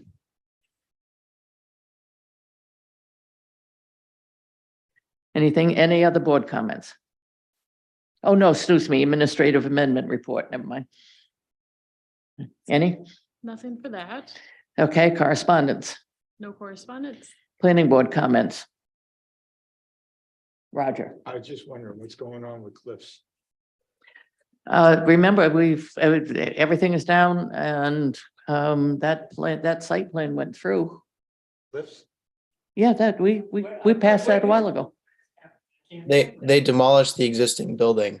Yeah, I know they did, I know that, but it's going in its place. What is going in its place is a 5,000, as I recall, a 5,000 square foot building cut into two, with one side with some point was going to be either a deli or a breakfast area, a bakery, and the other side, it wasn't clear, but that was about 3 years ago, and I did not look it up, so that's from memory. That was it. And it went through the ZBA, because I remember it because I wasn't happy. It went through the ZBA, allowing them to build into the shoreland zone because they had built before. I thought the digging. Because there was so much contaminated soil. Yeah, there was a basement, there was a cellar, there was a basement. I thought it was on a slab, but there was a basement. Oh, so it was basement. Yeah, Wow, that's why. Wow. yeah.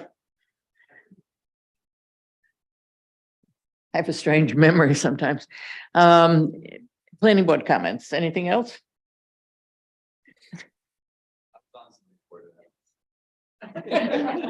Well, I remember what you guys did. If there are no more comments, a motion to adjourn. So moved. Second? Somebody? Quick. Second. Thank you. All in favor? Grab your stuff and leave. Thank you very much. We're adjourned.